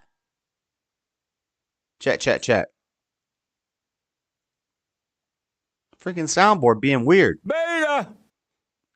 Okay. It's time for the memes! What is this window? Hold on, I gotta fix this real quick. Sorry about that. Alright. Meme time! Let's go. Make the cat safe again. Make cats safe again. Next. This is at a gas station. Tupac of M&M's for 50 cents. That's ludicrous. Ain't no biggie, though. Next. Trump's arc. Trump's arc. Look at Melania and Trump saving the animals. They're saving all the cats and the dogs and the ducks and the geese. Let's freaking go. It's a man, baby. Next. Trump saving more animals. Look at all the Haitians. Get out of there, Trump. Run. That's awesome. Next. Before you let Taylor Swift influence your vote, may I just remind you that 90% of her hit songs are about choosing the wrong person. Beta! Don't let Taylor Swift influence your vote, ladies and gentlemen. Next. Brunette. I slept with a Brazilian last week. Blonde. Oh my God, you're such a slut. How many is a Brazilian? How many is a Brazilian? I feel like we did this one before. Okay, look. The Chicago dog. I love a Chicago dog. I love all the hot dogs. Pause. I love all the hot dogs. This is a Chicago dog. Delicious. Probably my favorite. This is a New York dog. A little sauerkraut and Dijon mustard. Then we got the Miami dog, which I've never heard of. I don't even know what these white balls are. Pause. On the hot dog, but that looks interesting. And then we got the Springfield, Ohio Haitian dog.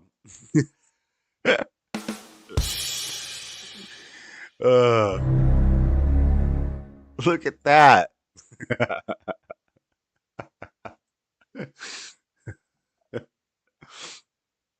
That's awesome. Melania does not have that dumper. Next. Here's Alf. I need a ride to Springfield, Ohio. How does Alf talk? I'm going to need a ride. I can't do an Alf voice. I have to listen to Alf. I think I used to be able to do an Alf voice. Alf needs a ride to Springfield, Ohio. You know why? Because he eats cats. Next.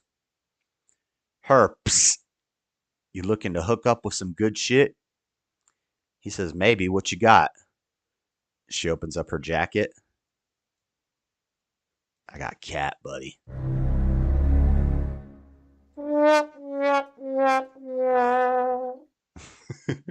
Poor kitty. Poor kitty. This is a white girl. Next. They ate her dirgs! They ate our birds! They ate our dirgs!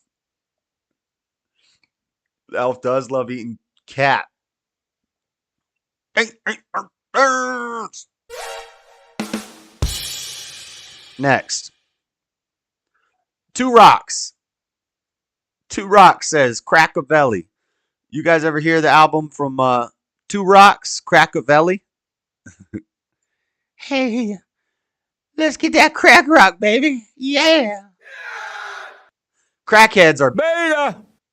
That's right. Next. Be careful where you be careful where you put your water fountain at the roller skating rink. Looks like this guy's blowing Superman. Beta. This guy's blowing Superman. What the heck?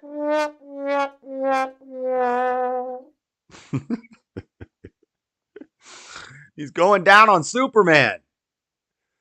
Okay, next. All religions are equally wonderful pathways to God. Uh-huh. Uh-huh, yeah. Even the ones that cut out people's hearts and sacrifice them to the jaguar.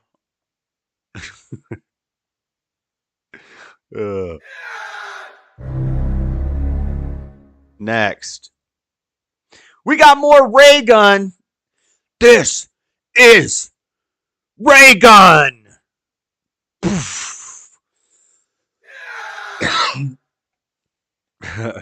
I love ray gun memes. Never get old.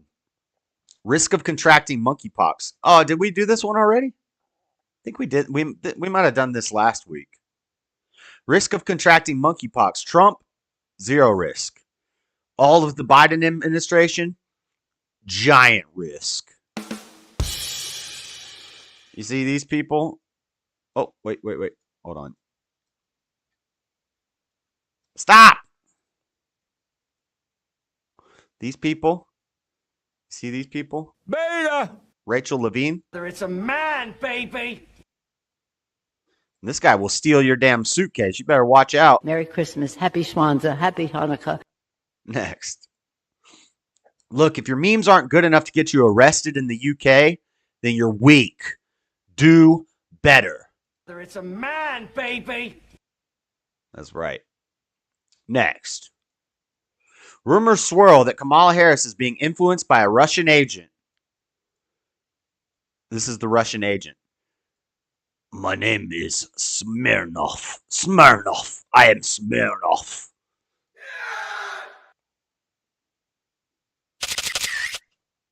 Kamala getting drunk. Next. One of these lions has security, free shelter, free food, and free medical care. The other lion has no assurances. Everything about his quality of life is his own responsibility. Here's the free shelter, free medical, free food. Here's that lion. Here's the actual free lion that doesn't have any guarantees. Which one looks better? This lion. It's a man, baby. There's a lion, baby. And then this lion. Beta. Beta lion. Is Smirnoff Russian? I think so. I don't know. I'm not a dang translator. What is ray gun? You don't know about ray gun? You don't know about the Australian breakdancer? Oh my gosh, where have you been? You've been living under a rock? You don't know about ray gun? Oh, you remember now? Okay, next. End Wokeness says, Oregon is now giving $30,000 for new home buyers. The only requirement, you can't be an American citizen. Dang. I don't get $30,000 for a new home, I guess. That sucks. Next. The cow says, I love you, cheeseburger. Or wait. The cat says, I love you, cheeseburger. The cow says, I love you, Kung Pao chicken.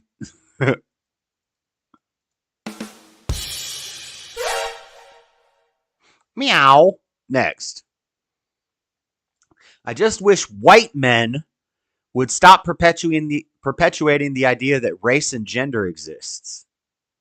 I just wish that white men, from a doctor said this. I just wish that white men would stop perpetuating the idea that race and gender exist. From SciTech University. Say that again, but slowly. White men, race and gender. Huh. Brain error. Brain fart. Next. When I arrived to the re-education camp and my meme folder is suddenly up next to be judged by the tribunal. Haha. Say hello to my little friend. Next. Trump says build the wall. No! Racist! Kamala says build the wall plus joy. Wow!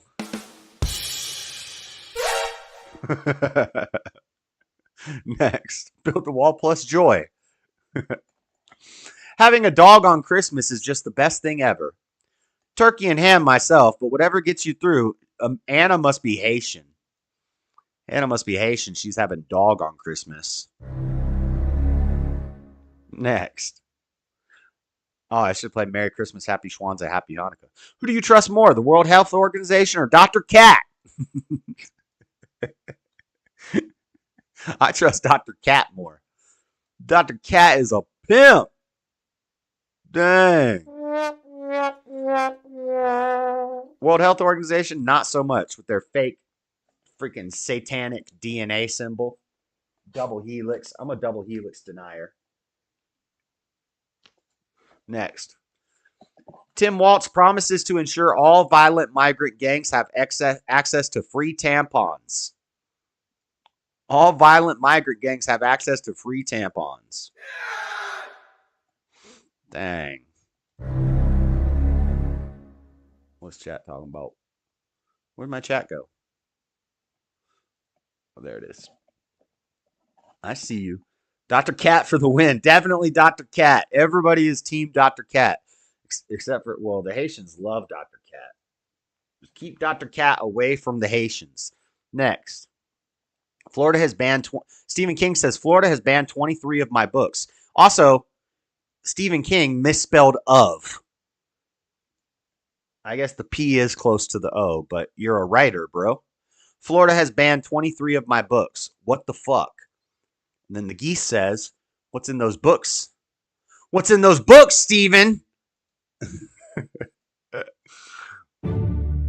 Which I don't even think that's true. I think I reported on this a couple weeks ago, and Stephen King's books were not on the list. I think this is a fake news. It's a fake news meme. they banned a bunch of this one lady's books because they're basically like porn for teenage girls. I haven't heard of them banning Stephen King's books from school libraries. And actually, I've read almost all of Stephen King's books, except for the ones that have come out in the past couple years, which I own, but I haven't read them yet. The Institute, Let It Bleed, or If It Bleeds, something like that. And then Billy something. I have them on my bookshelf. I haven't read them yet. My mom got them for me for Christmas. Anyway, next. If you're ever feeling sad, just go for a run, because then you'll realize that your physical health is way worse than your mental health. Yeah, that's because you a beta. Next. I had a fight with my boyfriend. I was sitting on a bus crying, and suddenly a 5-year-old boy sitting next to me said, "You're crying because you're fat, right?" Chad boy. Chad, little baby, 5-year-old kid. It's a man, baby. Next. Family heads to public pool for relaxing day of splashing in other people's urine. Gross. Next. Who dropped more boxers? Muhammad Ali or Kamala Harris? Merry Christmas, Happy Kwanzaa, Happy Hanukkah. Beta Kamala. Tyson? It's a man, baby. Alpha Tyson, or Ali. Not Tyson. Did I say Tyson the first time? It's Muhammad Ali. Next. Them. What concepts does the LGBT community not understand? Me. Exit only. Please use the entrance gate. Beta. Exactly. Exit only. Next. Here's the Obamas. Trump is going to debate Obama tomorrow. It's going to be epic. You know Trump's going to be hitting him with some shots. Oh, yeah, you're right. The child orgy in the book It was a bit much. Yeah, definitely right about that. That one should definitely not be in the children's library. I agree with that. When your wife says she took a Viagra and tonight it's going to be your turn. Damn. Obama. Beta. Big Mike. It's a man, baby. Viagra. And Obama is giddy about it.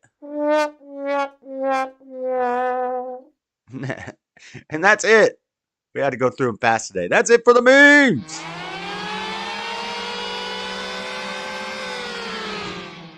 Okay. All right, it's 8 o'clock. We gotta go. We gotta go quick. We gotta go with the quickness. All right. Let's see the reels and rapid fire folder. Not a whole lot of rapid fire news. This is pretty funny. Let's watch some funny reels first before we get into the more serious topics. This is funny. First day of school be like,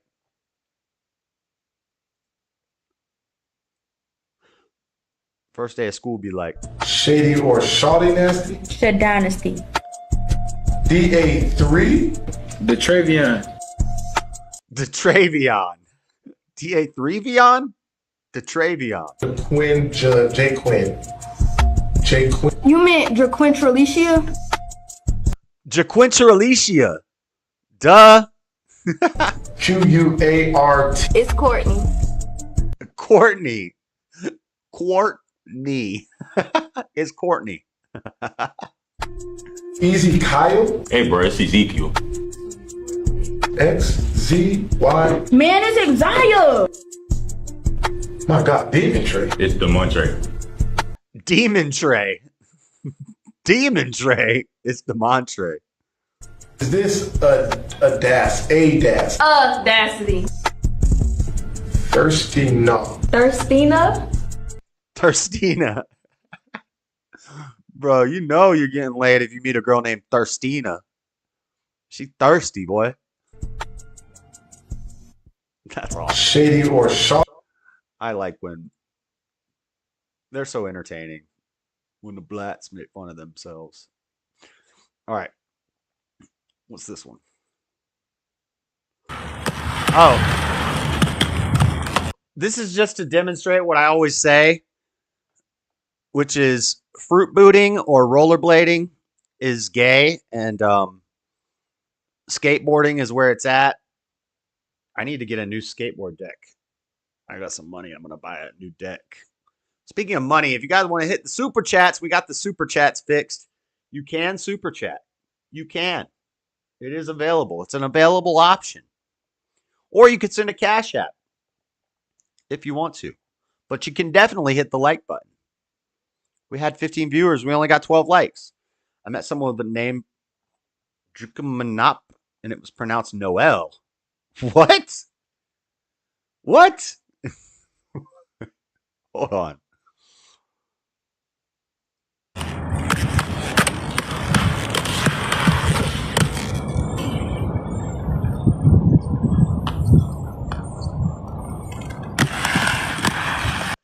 Again, anybody can put on some roller skates and do a trick. Hey, go.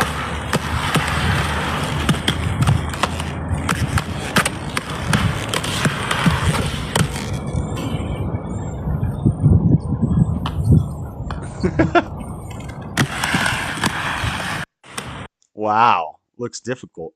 Skating, roller skating looks really difficult. Yeah. This says the cashier knows his full name. This is when the same guy goes to the drive-thru every day. Yeah. Yerp. 1278. Wait, what happened? 1278. I ain't even ordered yet, big bro. 1278. Pull to the window. Well, let me get a double Western bacon cheese. Yes. The double Western bacon cheeseburger, extra barbecue sauce with 3 tenders, 2 ranch, and 2 barbecue sauces. Why are you playing Trail Demetrius Jefferson Lopez? Damn, baby. Trail Demetrius Jefferson Lopez. I ain't know it's me. You only that comes to my drive-thru saying, at Yer. 2:55 p.m. And I can smell that cheap-ass roast cologne. Hey, you good, baby. You need a raise. But, yeah, let me get that in a chocolate shake. Yeah, let me get a chocolate shake. You know I wanted a chocolate shake since you know everything. Yeah, let me add a chocolate shake. Stop playing with me. I just clocked in. And you lactose intolerant. You don't drink no milk. Fuck. 1278. Pull up to this window. And you good. You lactose intolerant. You don't drink no milk. This is why juggalos are the worst people in the world. I know Mr. Mad's not going to like this one. This is why you don't hang out with juggalos. He says this one guy boofed a Carolina Reaper. Carolina Reaper, he was walking around with a sign that said, "We'll do anything for $10. And then, well, we threw him $10, $10, $10, $10. Dude probably made about $100 to boof a Carolina Reaper. And then after that, he... For the uninitiated in the audience, boofing means putting it up your rear end. Ate it. And then had to go down to med tent after that. They couldn't do for him, so then he just comes back walking like... Bless his heart, man. I felt so bad for him, especially because later that gathering he was walking around with a sign that said he needed a ride home. Dude became a legend, and then his ride f***ing ditched him. Like, what the Would you ever boof anything at the gathering? That's how I got my name Cricket. I boofed a cricket my first gathering. Don't go to juggalo gatherings, guys. Do not. Stay away.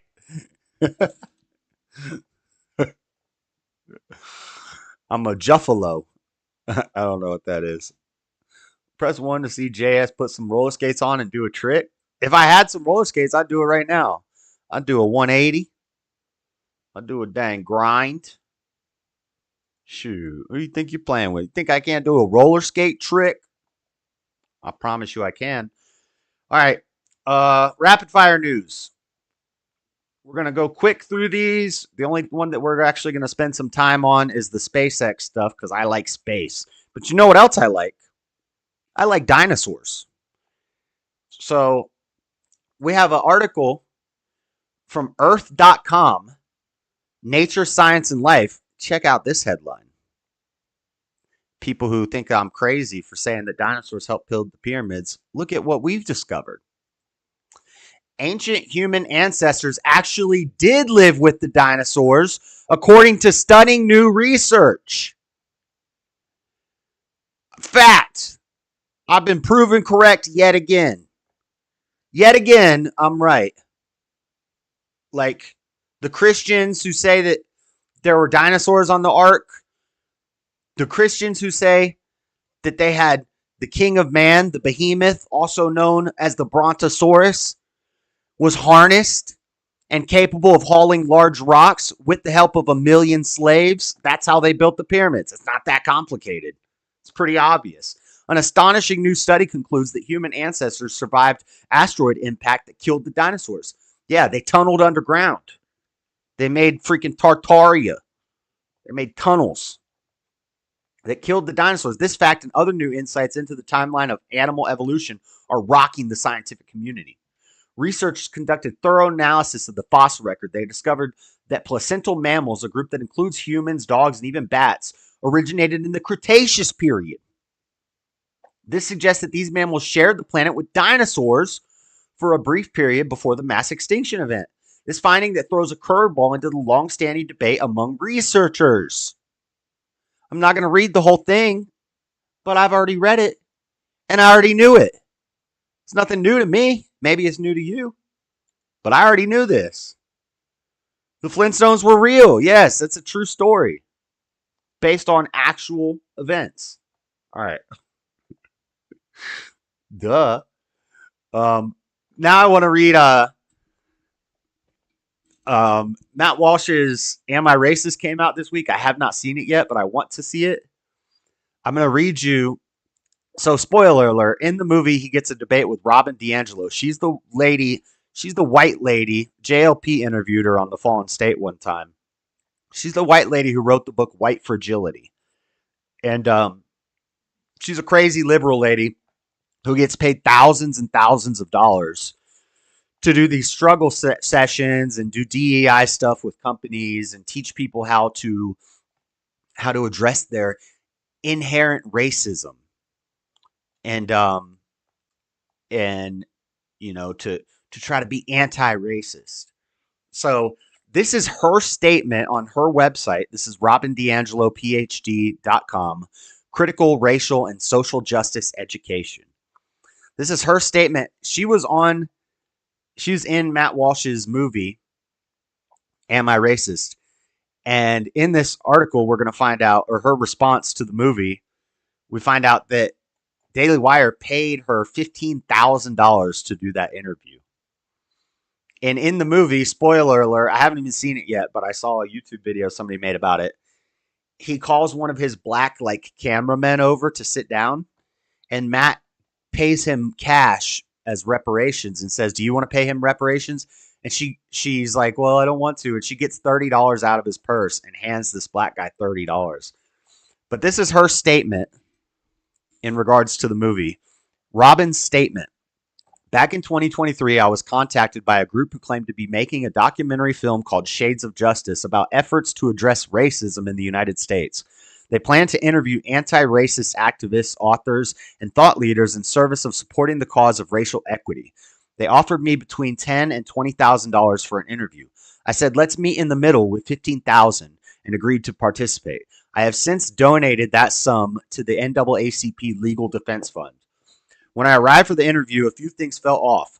The grips would not make eye contact with me, and the interviewer, who was introduced as Matt, appeared to be wearing an ill-fitting wig. Matt presented himself as someone new to anti-racist work and seemed earnest, and his questions did not come across as adversarial. By the end, however, things got weird. Matt asked what I thought about reparations for Black Americans. I said that I agreed with reparations, but that it was not my area of expertise. He then pulled up a chair and invited a Black crew member who went by Ben to sit with us, took out his wallet and handed Ben some cash. He said that if I believed in reparations, I should also give Ben some cash. While some black people have asked white people to engage in reparations by giving directly to individuals, reparations are generally understood as a systemic approach to past and current injustice. The way Matt set this up felt intended to put Ben and I on the spot. Because Matt was pushing this on us, I expressed my discomfort and checked in with Ben to be sure he was okay with receiving cash in this way. Ben reassured me that he was, so I went to my wallet and handed him my cash, and the interview ended. I was so unsettled by the way Matt manipulated this last scene that I emailed the contact person, who went by the name of Lee Hampton, to explain that this scene was not an example of reparations and could mislead viewers. I asked that they not use it in the film and shared several resources overviewing legitimate systemic efforts for reparations. He assured me that he understood and that they had not yet decided whether to address reparations. He never again contacted me or answered an email. After reviewing the sequence of events and discussing it with colleagues, I realized that they had lied about their agenda and I had been played. I spread the word on my networks. Unfortunately, last month I started receiving hateful and misogynistic emails. Some referenced the Daily Wire, which announced that the film is indeed being released. It is not titled Shades of Justice, nor is it meant to support the anti-racist cause. It is a Borat-style mockumentary titled Am I Racist and designed to humiliate and discredit anti-racist educators and activists. Their deception was carefully planned, blah, blah, blah, blah, blah. I have not seen the film, nor do I plan to watch it. I don't know what they have used in my interview or how they have edited it, but if you see clips of the full film, consider the source, Matt Walsh. So who is Matt Walsh, and what is his and his backers' agenda? And so then she quotes from the Southern Poverty Law Center, the SPLC, bogus group. According to the Southern Poverty Law Center, Matt Walsh is a blogger and talk show host for the Daily Wire website. He frequently demonizes LGBT low IQ STD people and promotes racist and anti-transgender conspiracy theories. Walsh leads a campaign against gender-affirming healthcare that has targeted American hospitals with harassment and has advocated executing doctors who provide healthcare to transgender people. Walsh is also known for perpetuating the notion of anti-white racism, which is grounded in white supremacy, and spreading conspiracy theories about supposed campaigns of anti-white violence. Conspiracy theories, right. The knockout games were fake. Shapiro and Walsh's film Lady Ballers is filled with misogyny, racism, and transphobia. Shapiro has also sponsored a film denigrating George Floyd. Or never denigrate King Floyd. I just thought that was funny that she responded. That was her response on her website. I always thought Robin DiAngelo was the broad from Vacation movies. Maybe, but this lady her name is spelled differently. It's D-I. It's K, that's why. All right, let's look at this SpaceX stuff. SpaceX has a new spacesuit that they announced it back in May, I think, and I think I reported on it when they announced it. But they've designed a new spacesuit, which is way better than NASA's spacesuit. SpaceX has given us a detailed look at their stylish and innovative new extravehicular activity suit ahead of being worn during the Polaris Dawn mission's first ever private spacewalk, civilian spacewalk, which happened just recently. So first we'll look at the suit. Is an extravehicular activity suit,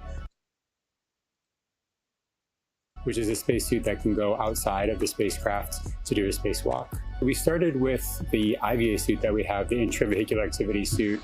It looks like their AI robot. You know, the robot they're working on? You look just like the robot when you're in the spacesuit. As a kind of starting point, and looked at it and said, what would we have to change about this to be able to support a spacewalk? So the first is mobility. The crew will have to do a lot of moving around inside of Dragon to get outside and do the spacewalk. We had to add in new joints and new features in the suit to allow them enhanced mobility while the suit's pressurized. When a crew member is pressurized in the suit, the soft portions of the suit become rigid. They need actual flexure and rotational joints to allow them to move around. It's kind of like a suit of armor made of fabric.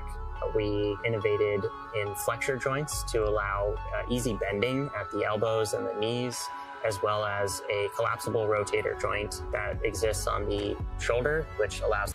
So that's SpaceX's new spacesuit. And the Polaris Dawn mission just recently happened. And this is the first ever civilian spacewalk. Very early this morning. So let's take a look at this. This is pretty wild. We watched as 4 private astronauts were exposed to the vacuum of space, with 2 members actually exiting the Dragon capsule. Besides a handful of firsts, one of the main mission goals was to test these spacesuits in the actual environment and gather as much data as possible for teams at SpaceX. Hey, look at that! Look at that. What is this? What is this? Looks like the Earth is not flat. But I'm sure they'll say this is all CGI. It's all fake. This combined with the process of depressurizing the Dragon capsule, among other milestones, made for a successful and eventful EVA. Here we'll go more in depth into preparing Dragon for the hatch opening, the spacewalk itself, what's next, and more.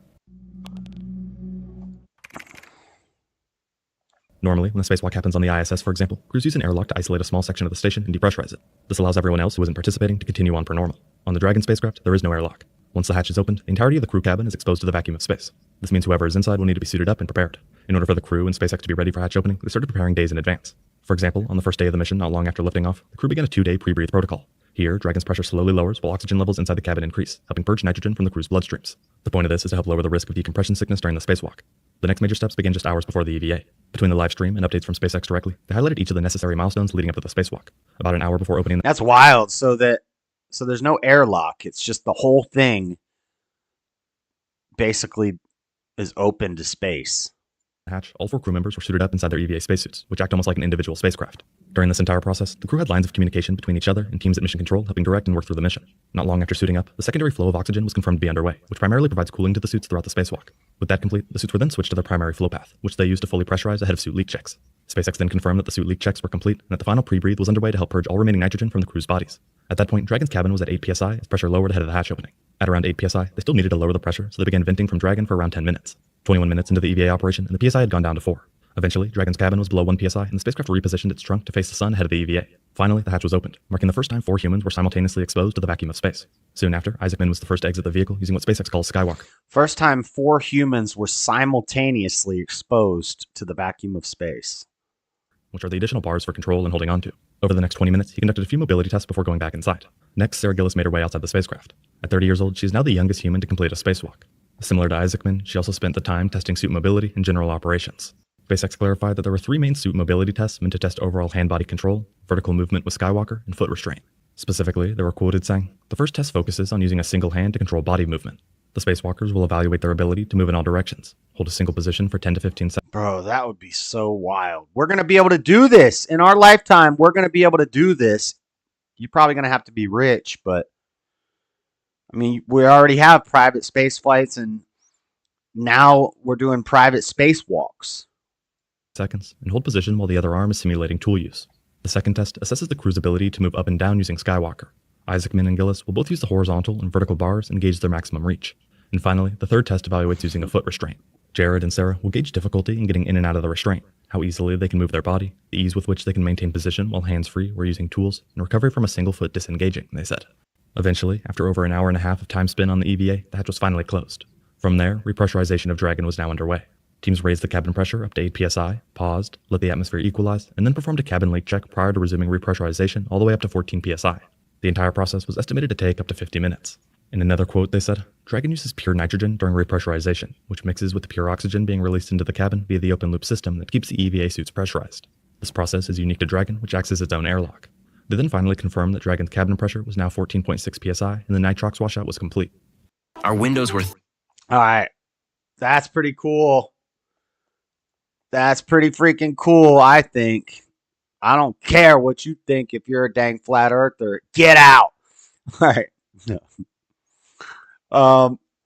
We got a funny story here. Joe Biden, Genius Joe, had a little bit of a, it's nice that he's still in office. We still get a little bit of Joe Biden content for like another couple months. Here's the newest, funniest thing from Joe Biden. Check this out. This guy's wearing a Trump hat, meeting Joe Biden. Hat. Presidential seal on it. You gonna autograph it? You want to autograph it? Huh? Yeah. Remember your name? You hear what he just said? He said, "Do you want to autograph it?" Talking about the hat. And Joe's like, "Huh?" And he said, "Do you remember your name?" I don't remember my name. I'm slow. You're an old fart. You're an old fart. You're an old fart. You remember your name, you old fart? Yeah, I know, man. I'm an old guy. And you're an old fart, right? I know you would know about that. What? About being old. Oh, I know. All right. I'm a young timer. You know, he reminds me of the guys I grew up with. There was always one in the neighborhood. Well, I'm the only one. There you go, man. I need that hat. You want my autograph? Hell no. You know my name. Come on. I ain't going that far. Yeah. They said, "Put on the Trump hat." He said, "I ain't going that far." And then he proceeds to put on the Trump hat. There you go.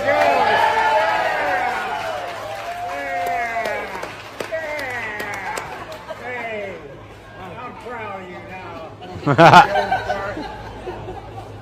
Just remember, no eating dogs and cats. No eating dogs and cats. Hey, they're good. Thank you. They're good. Kentucky Fried Chicken. I hope you like the pizza. You guys picked the place to get. I don't know where it's not easy. So Joe Biden put on a Trump hat. And then the media runs cover for him. BBC and all the media outlets running cover for him. Biden wears Trump hat as a 9/11 unity gesture, says the White House. Really? Is that why he did it? You think it was planned that he would put the Trump hat on as a 9/11 unity gesture? Or he's just an idiot? And he briefly wore a red Trump hat. He was visiting firefighters, and he donned the hat as a gesture of unity. No, he didn't. He put it on because that guy called him an old fart and said he couldn't remember his name and told him to put it on, and he put it on. And then BBC says, it was a gesture of unity. Shut up. Media covering for him. All right, we got two more stories in rapid fire. Two more quick stories in rapid fire. Just random stories that I found. Well, one of them's kind of relevant to what we're about to be talking about. I got to hurry up through this stuff. From NBC News, TikTok says it is not spreading Chinese propaganda. The U.S. says there's a real risk. What's the truth? Two academic studies argued that TikTok favors Chinese government views, and new analysis says TikTok's parent firm is entangled with government propaganda organs. Is TikTok trying to secretly influence America at the behest of the Chinese government? Yes. That question is at the heart of a legal battle over a law passed by Congress that could result in a ban of the popular social media company in the United States, a clash that will play out in court Monday as each side presents oral arguments in Washington, D.C. courtroom. So, just a little update. I hope they ban it. My problem isn't even that it spreads Chinese propaganda or that it's a data farm for China, because China already has all of our data. My problem with TikTok is that it promotes degeneracy and shortens people's attention span, increases the reverse Flynn effect, which means that the average American IQ is on a downtrend for the first time in history. And basically everybody's becoming a retard because of TikTok and things like that. Short form content. Nobody knows how to read. We have a higher illiteracy rate. Kids can't read in schools. People's attention span is non-existent, and it just promotes a bunch of dumb crap. People think they're smart because they debate on TikTok, which is it's funny. My the priest. Do I call him my father or my priest? My priest? I don't even know if I've been there long enough, and I'm not a catechumen, so I can't really call him my priest. But the priest, the father at the church that I go to this past Sunday, during the homily, he did the opening to the homily was, I was watching a YouTube video this week where Charlie Kirk, a conservative commentator, had to debate 25 liberal college students. And as soon as he started talking about that, this is in the homily at the Orthodox Church, I was like, oh, I think I found my home. I was like, this is epic. I was like smiling and like nodding my head. He's like, I don't know if you guys have seen this. And as soon as he said, there's this video where this guy sits in the middle of a circle and has to debate young kids. And I just started smiling and nodding. I was like, I'm home. This is the church for me. And he was talking about freaking Charlie Kirk and Jubilee and how dumb the setup was and how dumb all these kids were. And I was like, this guy's based. Anyway, yeah. One of the kids in that Jubilee video with Charlie Kirk was a TikTok debater. And he thought he was destroying Charlie Kirk, even though none of his stuff was relevant to the topic. All he wanted to do was attack a Christian, basically. He hated God. So he just wanted to attack Charlie Kirk for being Christian. And it didn't matter if his arguments were completely irrelevant. He just wanted to attack a Christian. And he was a TikTok debater. Figures. You haven't seen it's pretty good, Amanda. It's pretty good. These kids are idiots, but that's in the priest. He's like, yeah, the two kids who did the best, quote unquote. One of them was just because she was being emotional, and he's talking about the black girl because this black girl kept going up, and it's all racism, and she's freaking out and being emotional. And then the other kid, he said the other kid that did good and got a round of applause just talked really fast and interrupted everything he said and had no arguments, but just wanted to attack Christians. And the whole time I'm just like smiling and nodding. I'm like, let's freaking go. This is exactly what I would say if I was leading a church. It was pretty cool. Okay, last rapid fire news story. This kind of ties into what we're going to end the show with. U.S. says claims of CIA plot to kill Maduro are categorically false after Venezuela arrests 6 foreigners. So there was a attempted assassination attempt on Maduro, who is the leader of Venezuela. One of them was a Navy SEAL. All foreigners, 6 foreigners, including a U.S. Navy SEAL, had a plot to kill Nicolas Maduro.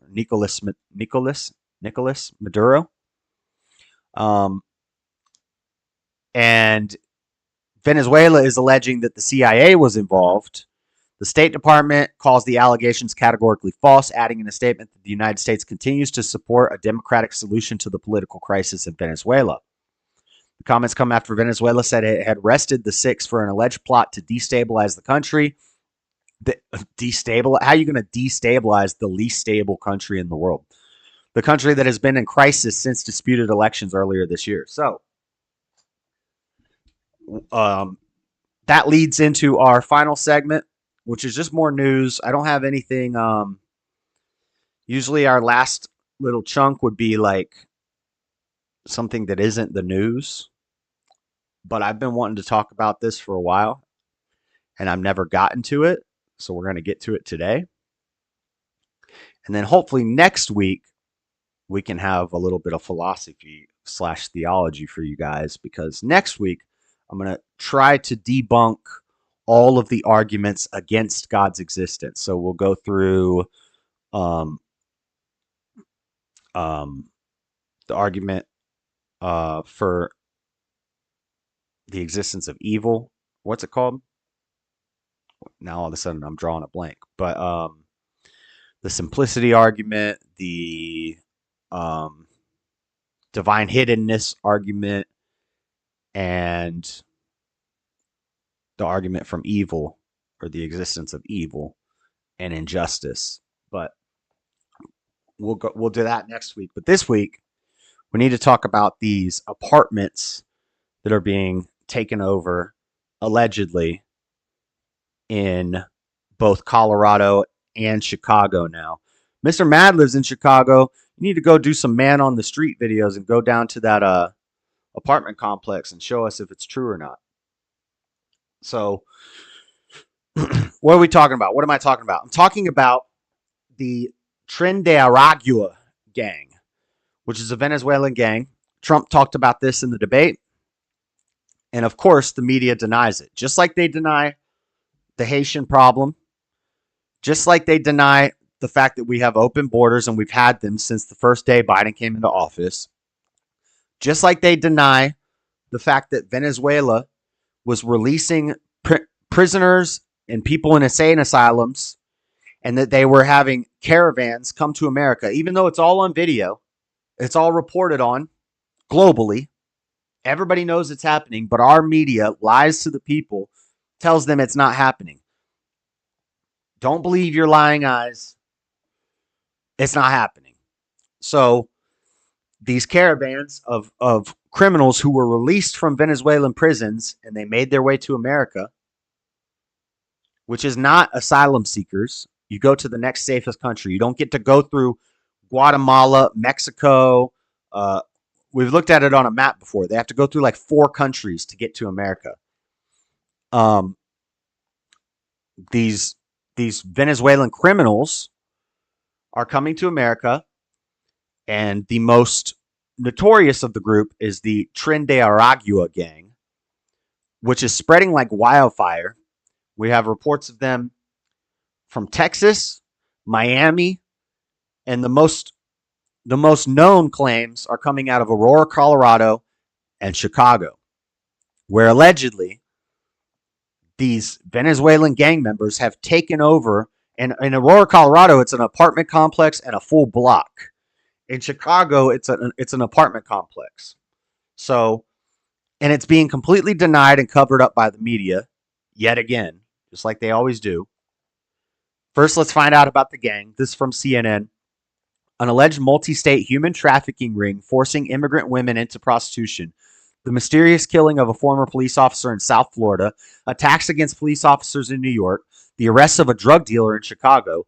Local and federal officials say these apparently unrelated crimes have a common denominator. Tren de Aragua, a transnational criminal gang that originated in Venezuelan prison, where they released all the prisoners, and slowly made its way south and north in recent years.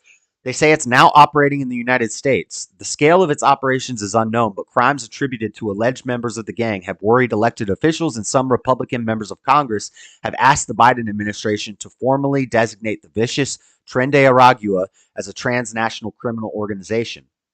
For several years, the criminal group has terrorized South American countries, including Venezuela, its country of origin, as well as Bolivia, Colombia, Chile, and Peru. Retired General Oscar Naranjo, a former vice president of Colombia and chief of the Colombian National Police, told CNN Tren de Aragua is the most disruptive criminal organization operating nowadays in Latin America, a true challenge for the region. So that's from CNN.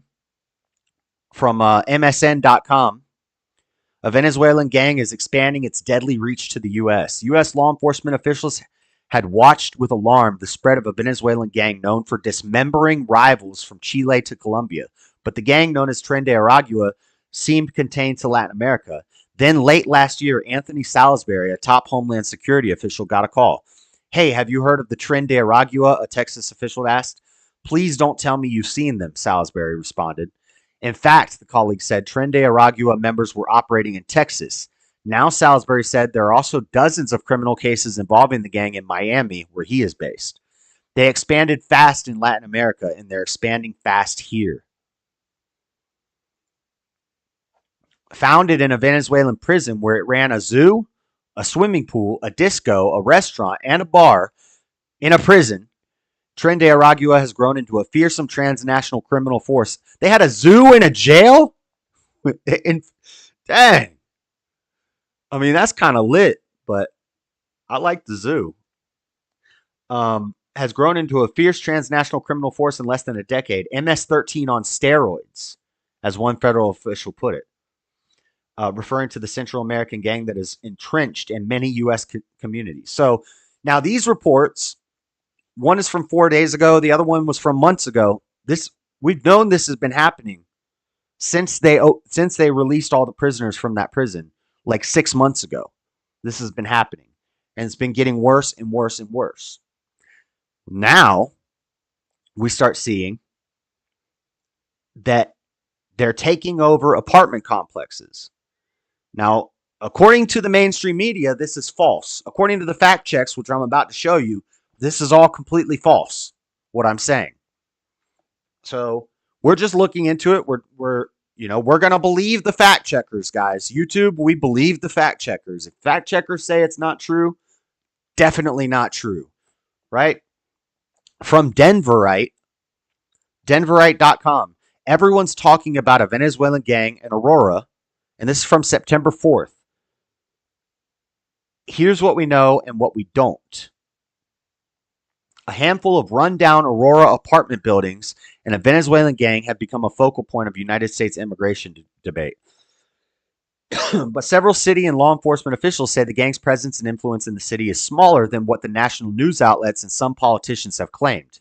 The apartment's landlords recently said the members of the gang Tren de Aragua took possession of the building. So are we going to believe the local police, or are we going to believe the landlords of the apartment complexes who had their apartment complexes taken over? Especially Aurora, Colorado local police. You guys know about Aurora, Colorado. That's where the Batman shooting happened. That's where MK Ultra stuff and all that stuff. They do a lot of that in Aurora, Colorado. There's in Colorado Springs, they have that underground military base, and I've been all over Colorado. There's a lot of weird stuff going on out there in Colorado. So we've talked about it before. That guy, maybe he'll call in the panel afterwards, because I'd like to talk to him about this. The guy that's been coming on the panels a couple times, who said that he did DMT for 40 days straight, he lives in Aurora, Colorado. So I'm telling y'all, it's only real ninjas out here. It ain't happening here in the South Side. It's got to be the North Side. It ain't Chicago. It is Chicago. Ain't no Haitian or Venezuelan doing shit here. All right. Oh, Aurora. So not actually Chicago. No. So, hold on, guys. You're getting ahead of me. First, we're going to talk about Aurora, and then I'm going to show you Chicago. So, right now we're talking about Aurora. In recent weeks, rumors surrounding the gang have gone viral on social media. Some have called for mass deportations and violence against the new immigrants in Denver, Mexico. So this is from Denverite. They're saying the landlords are saying it's true. And the police are saying it's false. So here's the video. Now, this was shown on national news, mainstream media news outlets. This is the Aurora, Colorado video.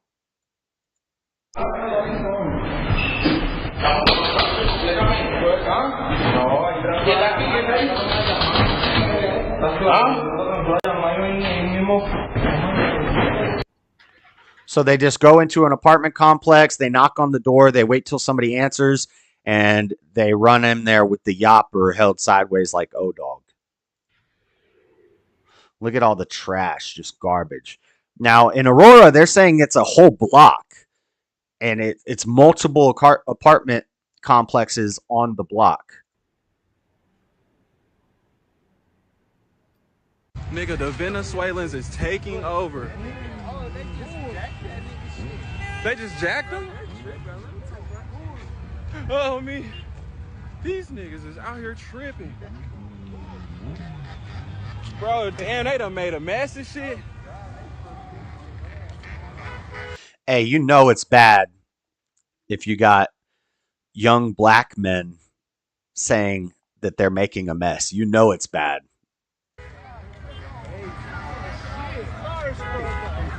Y'all are on bullshit out here. Yo, if the local gangbangers are like, this is some bullshit, you know it's bad. Oh,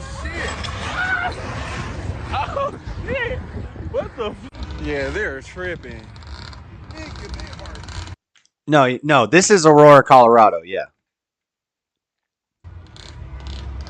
Nigga, they cracking off in the air and everything. They driving over the... Nigga, we almost just got hit.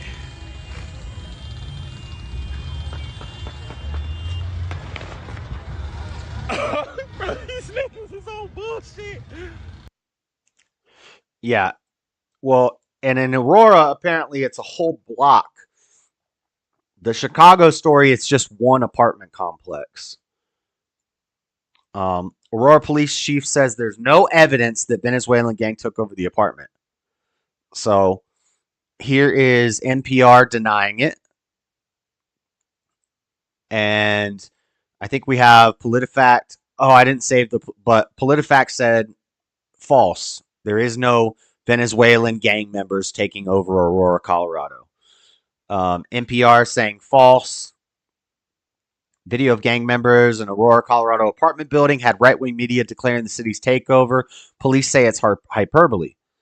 National headlines have described an armed Venezuelan gang taking over an apartment building in Colorado. These stories stem from a cryptic video that circulated widely in the news on social media.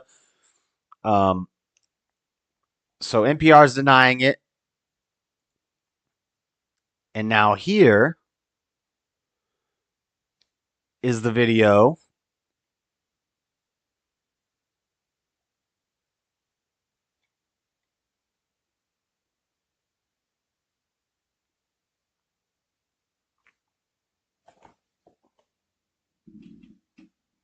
Where's the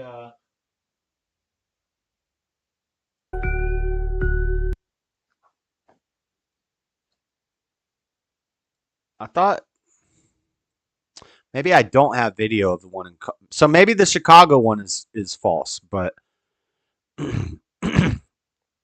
here's the apartment complex that got took over by the Venezuelan gang in Aurora, Colorado.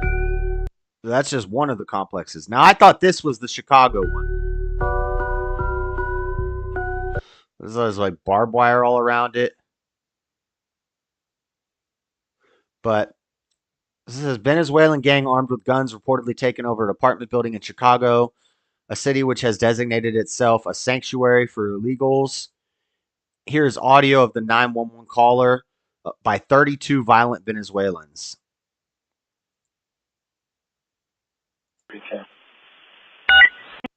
Request for some of the guns 6124 South King Drive. Caller says 32 Venezuelans are trespassing the building, showing guns in the courtyard, and they have motorcycles. Hold on, where did they say? For some of the guns 6124 South King Drive. Where is that, Mr. Mad? 6124 South King Drive? Where is that? Caller says 32 Venezuelans are trespassing the building, showing guns in the courtyard, and they have motorcycles in the courtyard as well. All stairwells are filled. Nothing further, zone clear.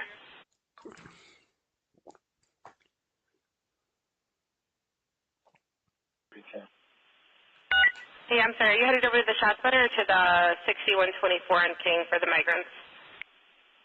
On King Drive. King Drive, where is that? That's the biggest gangs. It'll be real gangsters if any of them show up because it's all police near me. 61st and King. That's all North did. Amanda Thomas territory. Amanda, oh yeah, wait, I thought she lived in Vegas. That's maybe 5 miles from me. Go check it out. Do some on-the-ground field reporting for me. Please. That would be epic. All right, 10-4. There's another available unit to arrive at 310. We had multiple calls. First with the gun 6124 South King. Also came over to disturbance large gathering. Said to be 32 Venezuelans trespassing in the building property, showing guns in the courtyard. They have motorcycles in the courtway, all stairwells filled, and nothing further.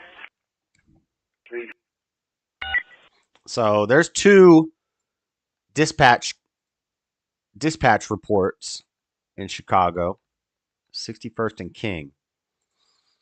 Disturbing 911 dispatch calls from apartment takeover. 32 Venezuelans are trespassing the building. Here's a picture of it.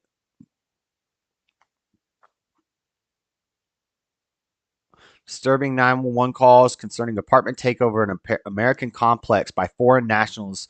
Emergency calls were made in Chicago, Illinois Monday evening, and the information was relayed to field officers in Zone 7, District 3 Dispatch. 6124 South King Drive. Dispatcher, 32 Venezuelans. All stairwells are filled. We have multiple calls. Large gathering. It's going to be 32 Venezuelans trespassing. Now, that's odd. What does somebody count 32 exactly? It's a oddly specific number. Motorcycles in the courtyard. All stairways are filled. This is from MSN. Let's see what else we got. CPD, Chicago Police Department, addresses viral social media posts on 911 call about armed Venezuelan gang in Chicago building. Chicago police have addressed viral posts. The claims are similar to the ones being made elsewhere in the U.S. The gang at the center of the claims is known as Tren de Aragua. While members of the criminal organization have been confirmed in Illinois and Chicago, U.S. officials have cautioned against reports that gang members are taking over residential buildings. Chicago police did confirm they responded Monday evening to the 6100 block of South King Drive, the location of the viral call for a call for service. There, they said the officers declared the response a miscellaneous incident code or coded out. The call, no report was generated. The code given indicated a noise disturbance with no police service necessary. The department stressed that it will not confirm any individual status. So, is committed to working on combat emerging threats. HSI Chicago is aware of recent violent crime arrests involving individuals allegedly associated with the Tren de Aragua gang and continues to monitor emerging trends and assisted partner law enforcement agencies. Any person with information can submit anonymous report calling the HSI tip line. The viral 911 call in Chicago resembled a recent situation in Colorado in which video showing people carrying guns in an Aurora apartment complex was widely shared and led to what authorities said was the spread of misinformation. You know, whenever they tell you it's misinformation, it's bullshit. They're covering up. So I thought this was the Chicago building. But then another video said that this is also a Colorado building. So either way, there's multiple buildings in multiple cities where this is being reported.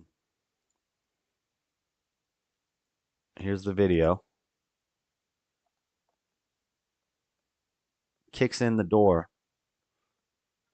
Now, these guys don't seem to be armed, and they have kids with them. It's just a family. Just moving in. And it could be maybe the 32 number was an exaggeration.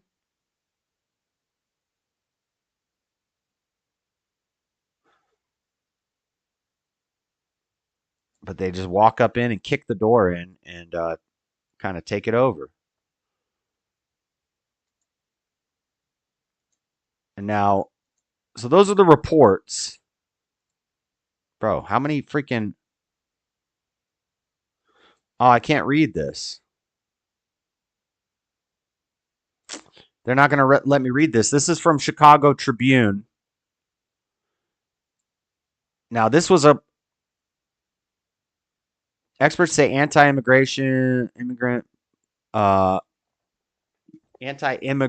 stuff is incorrect. Allegations of misinformation. Anti-immigrant rhetoric is what they're calling it. And when we look at PolitiFact, and you know if PolitiFact is saying it's false, it's probably true. A group of 32 armed Venezuelans took over an apartment building in Chicago. False. The reports made in the call were not real. The area's alderperson... Right, but they said the same thing in Chicago, but the landlord said it is true. And there's video. So what's happening? Is this happening? Is it not? I don't know. All I do know is just because the media is telling you it's false doesn't mean that it's false. And I'm not saying it's 100% true, but I also don't believe the media. I also don't believe the fact checkers. And we have evidence that Venezuela released these prisoners and that they're popping up all over the country. So I think it's very possible. Conservative commentators have shared posts online about migrants taking over neighborhoods in different parts of the country. One recent post included an audio recording claiming it was evidence. Group of 32 armed, blah, blah, blah, blah, blah. Post contained embedded audio. Callers report. Libs of TikTok account reshared the audio. Libs of TikTok also shared a post on Instagram. The post was flagged as part of Meta's effort to combat false news. Right, just like they combated the laptop story, which turned out to be true. Huh. So, I don't know. I don't know that it's true. I don't know it's false. But I'll tell you what, I believe it. I do believe it.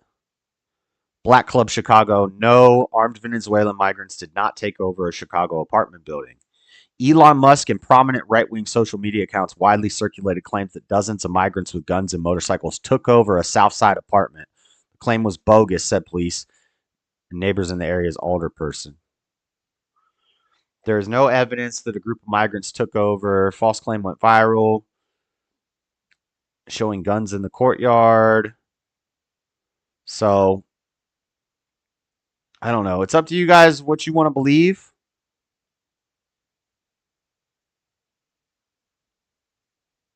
Libs of and look, and here's how this is stuff like this that makes me more likely to believe it. A clip of police dispatch radio relaying the 9/11 call was spread up by major social media accounts, including Libs of TikTok, an infamous right-wing account known for targeting members of the LGBTQ plus community. So, infamous right-wing account known for targeting members of the LGBT plus community. They're trying to besmirch the name of where it's coming from instead of just researching it into it. The police said it didn't happen. Yeah, but the landlords are saying it did happen. So, I don't know. You guys can believe what you want to believe. I personally believe it. I think it's probably legit. I think it's probably even worse than what we think. It's probably happening all over the country. But regardless whether they're taking over apartment complexes or not, the Tren de Aragua gang is in America. Venezuela did release these prisoners and these people from insane asylums and prisons. That is true. And the media will say that's not true. It is true. When Trump says it, they'll say, fact check. Nope. Yes, it is true. They did have huge caravans that were posted up under overpasses and riding on trains. We watched it happen. I've shown the video. We've shown the reports. It's happening. Haitians are taking over Springfield. Venezuelan criminals are growing rapidly in numbers all over America. Somalians have taken over Minnesota. So, I don't know. There's a lot of stuff going on here. What 100 is King Drive, though? King Drive is 400 East. Venezuelan tamales are good. Not even Hispanic men, Venezuelan. What's up, Flow State? Yeah, 32 is oddly specific. So maybe the call's false. Maybe some of these stories are false, but to say that it's all untrue, that none of this stuff is happening, they're just denying what's clearly happening right in front of our face. Maybe the Haitians aren't eating all the cats and dogs, but if a couple Haitians scoop up a cat to do some voodoo, that's too many. That's one is too many. And they're not even denying that Tren de Aragua is in Miami and Texas. So, and they're bussing the immigrants around all over the country. So, I don't know. We can't know. That's the problem. We can't know what to believe anymore. But I definitely don't believe PolitiFact. I definitely don't believe Snopes and all of these left-wing think tank Silicon Valley fact checkers. Usually I believe the opposite of what they say. But that's it. I've been meaning to talk about this for a while, and I just haven't had time. So that's it for the show, guys. It's 9 o'clock. It's freaking 9 o'clock. Mr. Mad Math has always been my worst subject. Me too. Me too. Numbers are fake. Numbers aren't real. I gotta go, guys. I gotta run to the store, grab some beer. Taking over is too loaded a phrase. Well, even if they, yeah, maybe it's one family of Venezuelan immigrants, kicked in the door and started hiding out in an apartment in the apartment complex. Maybe that's what happened, and people are exaggerating it. But we know in California there's a huge squatter problem because squatting's legal.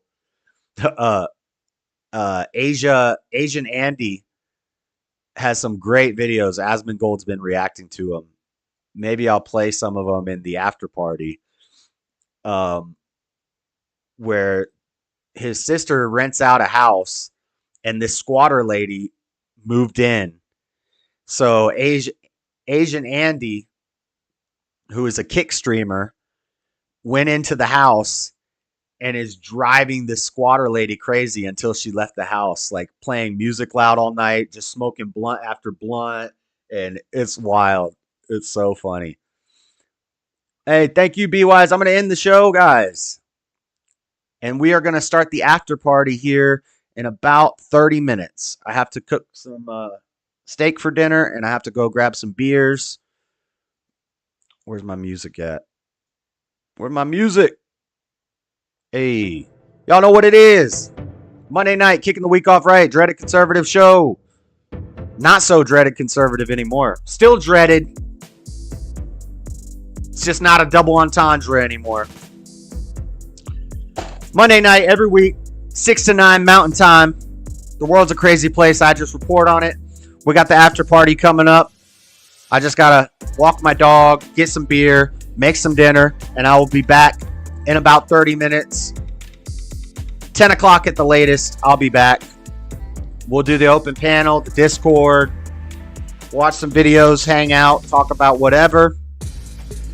But I got to go. So I'll see you guys shortly. Watch for the thumbnail. It'll be up in just a minute. And make sure you like the video on the way out. Make sure you're subscribed, all that good stuff. And I will see you guys next week. Daddy Jub just ran a stop sign and I'm texting driving. Yeah, that's pretty stupid. Maybe don't do that. All right. Come to the after party, Joey. I know it's late, but stay up late. You don't got a bedtime. I'll see you guys in just a little bit. We out. Peace. God bless.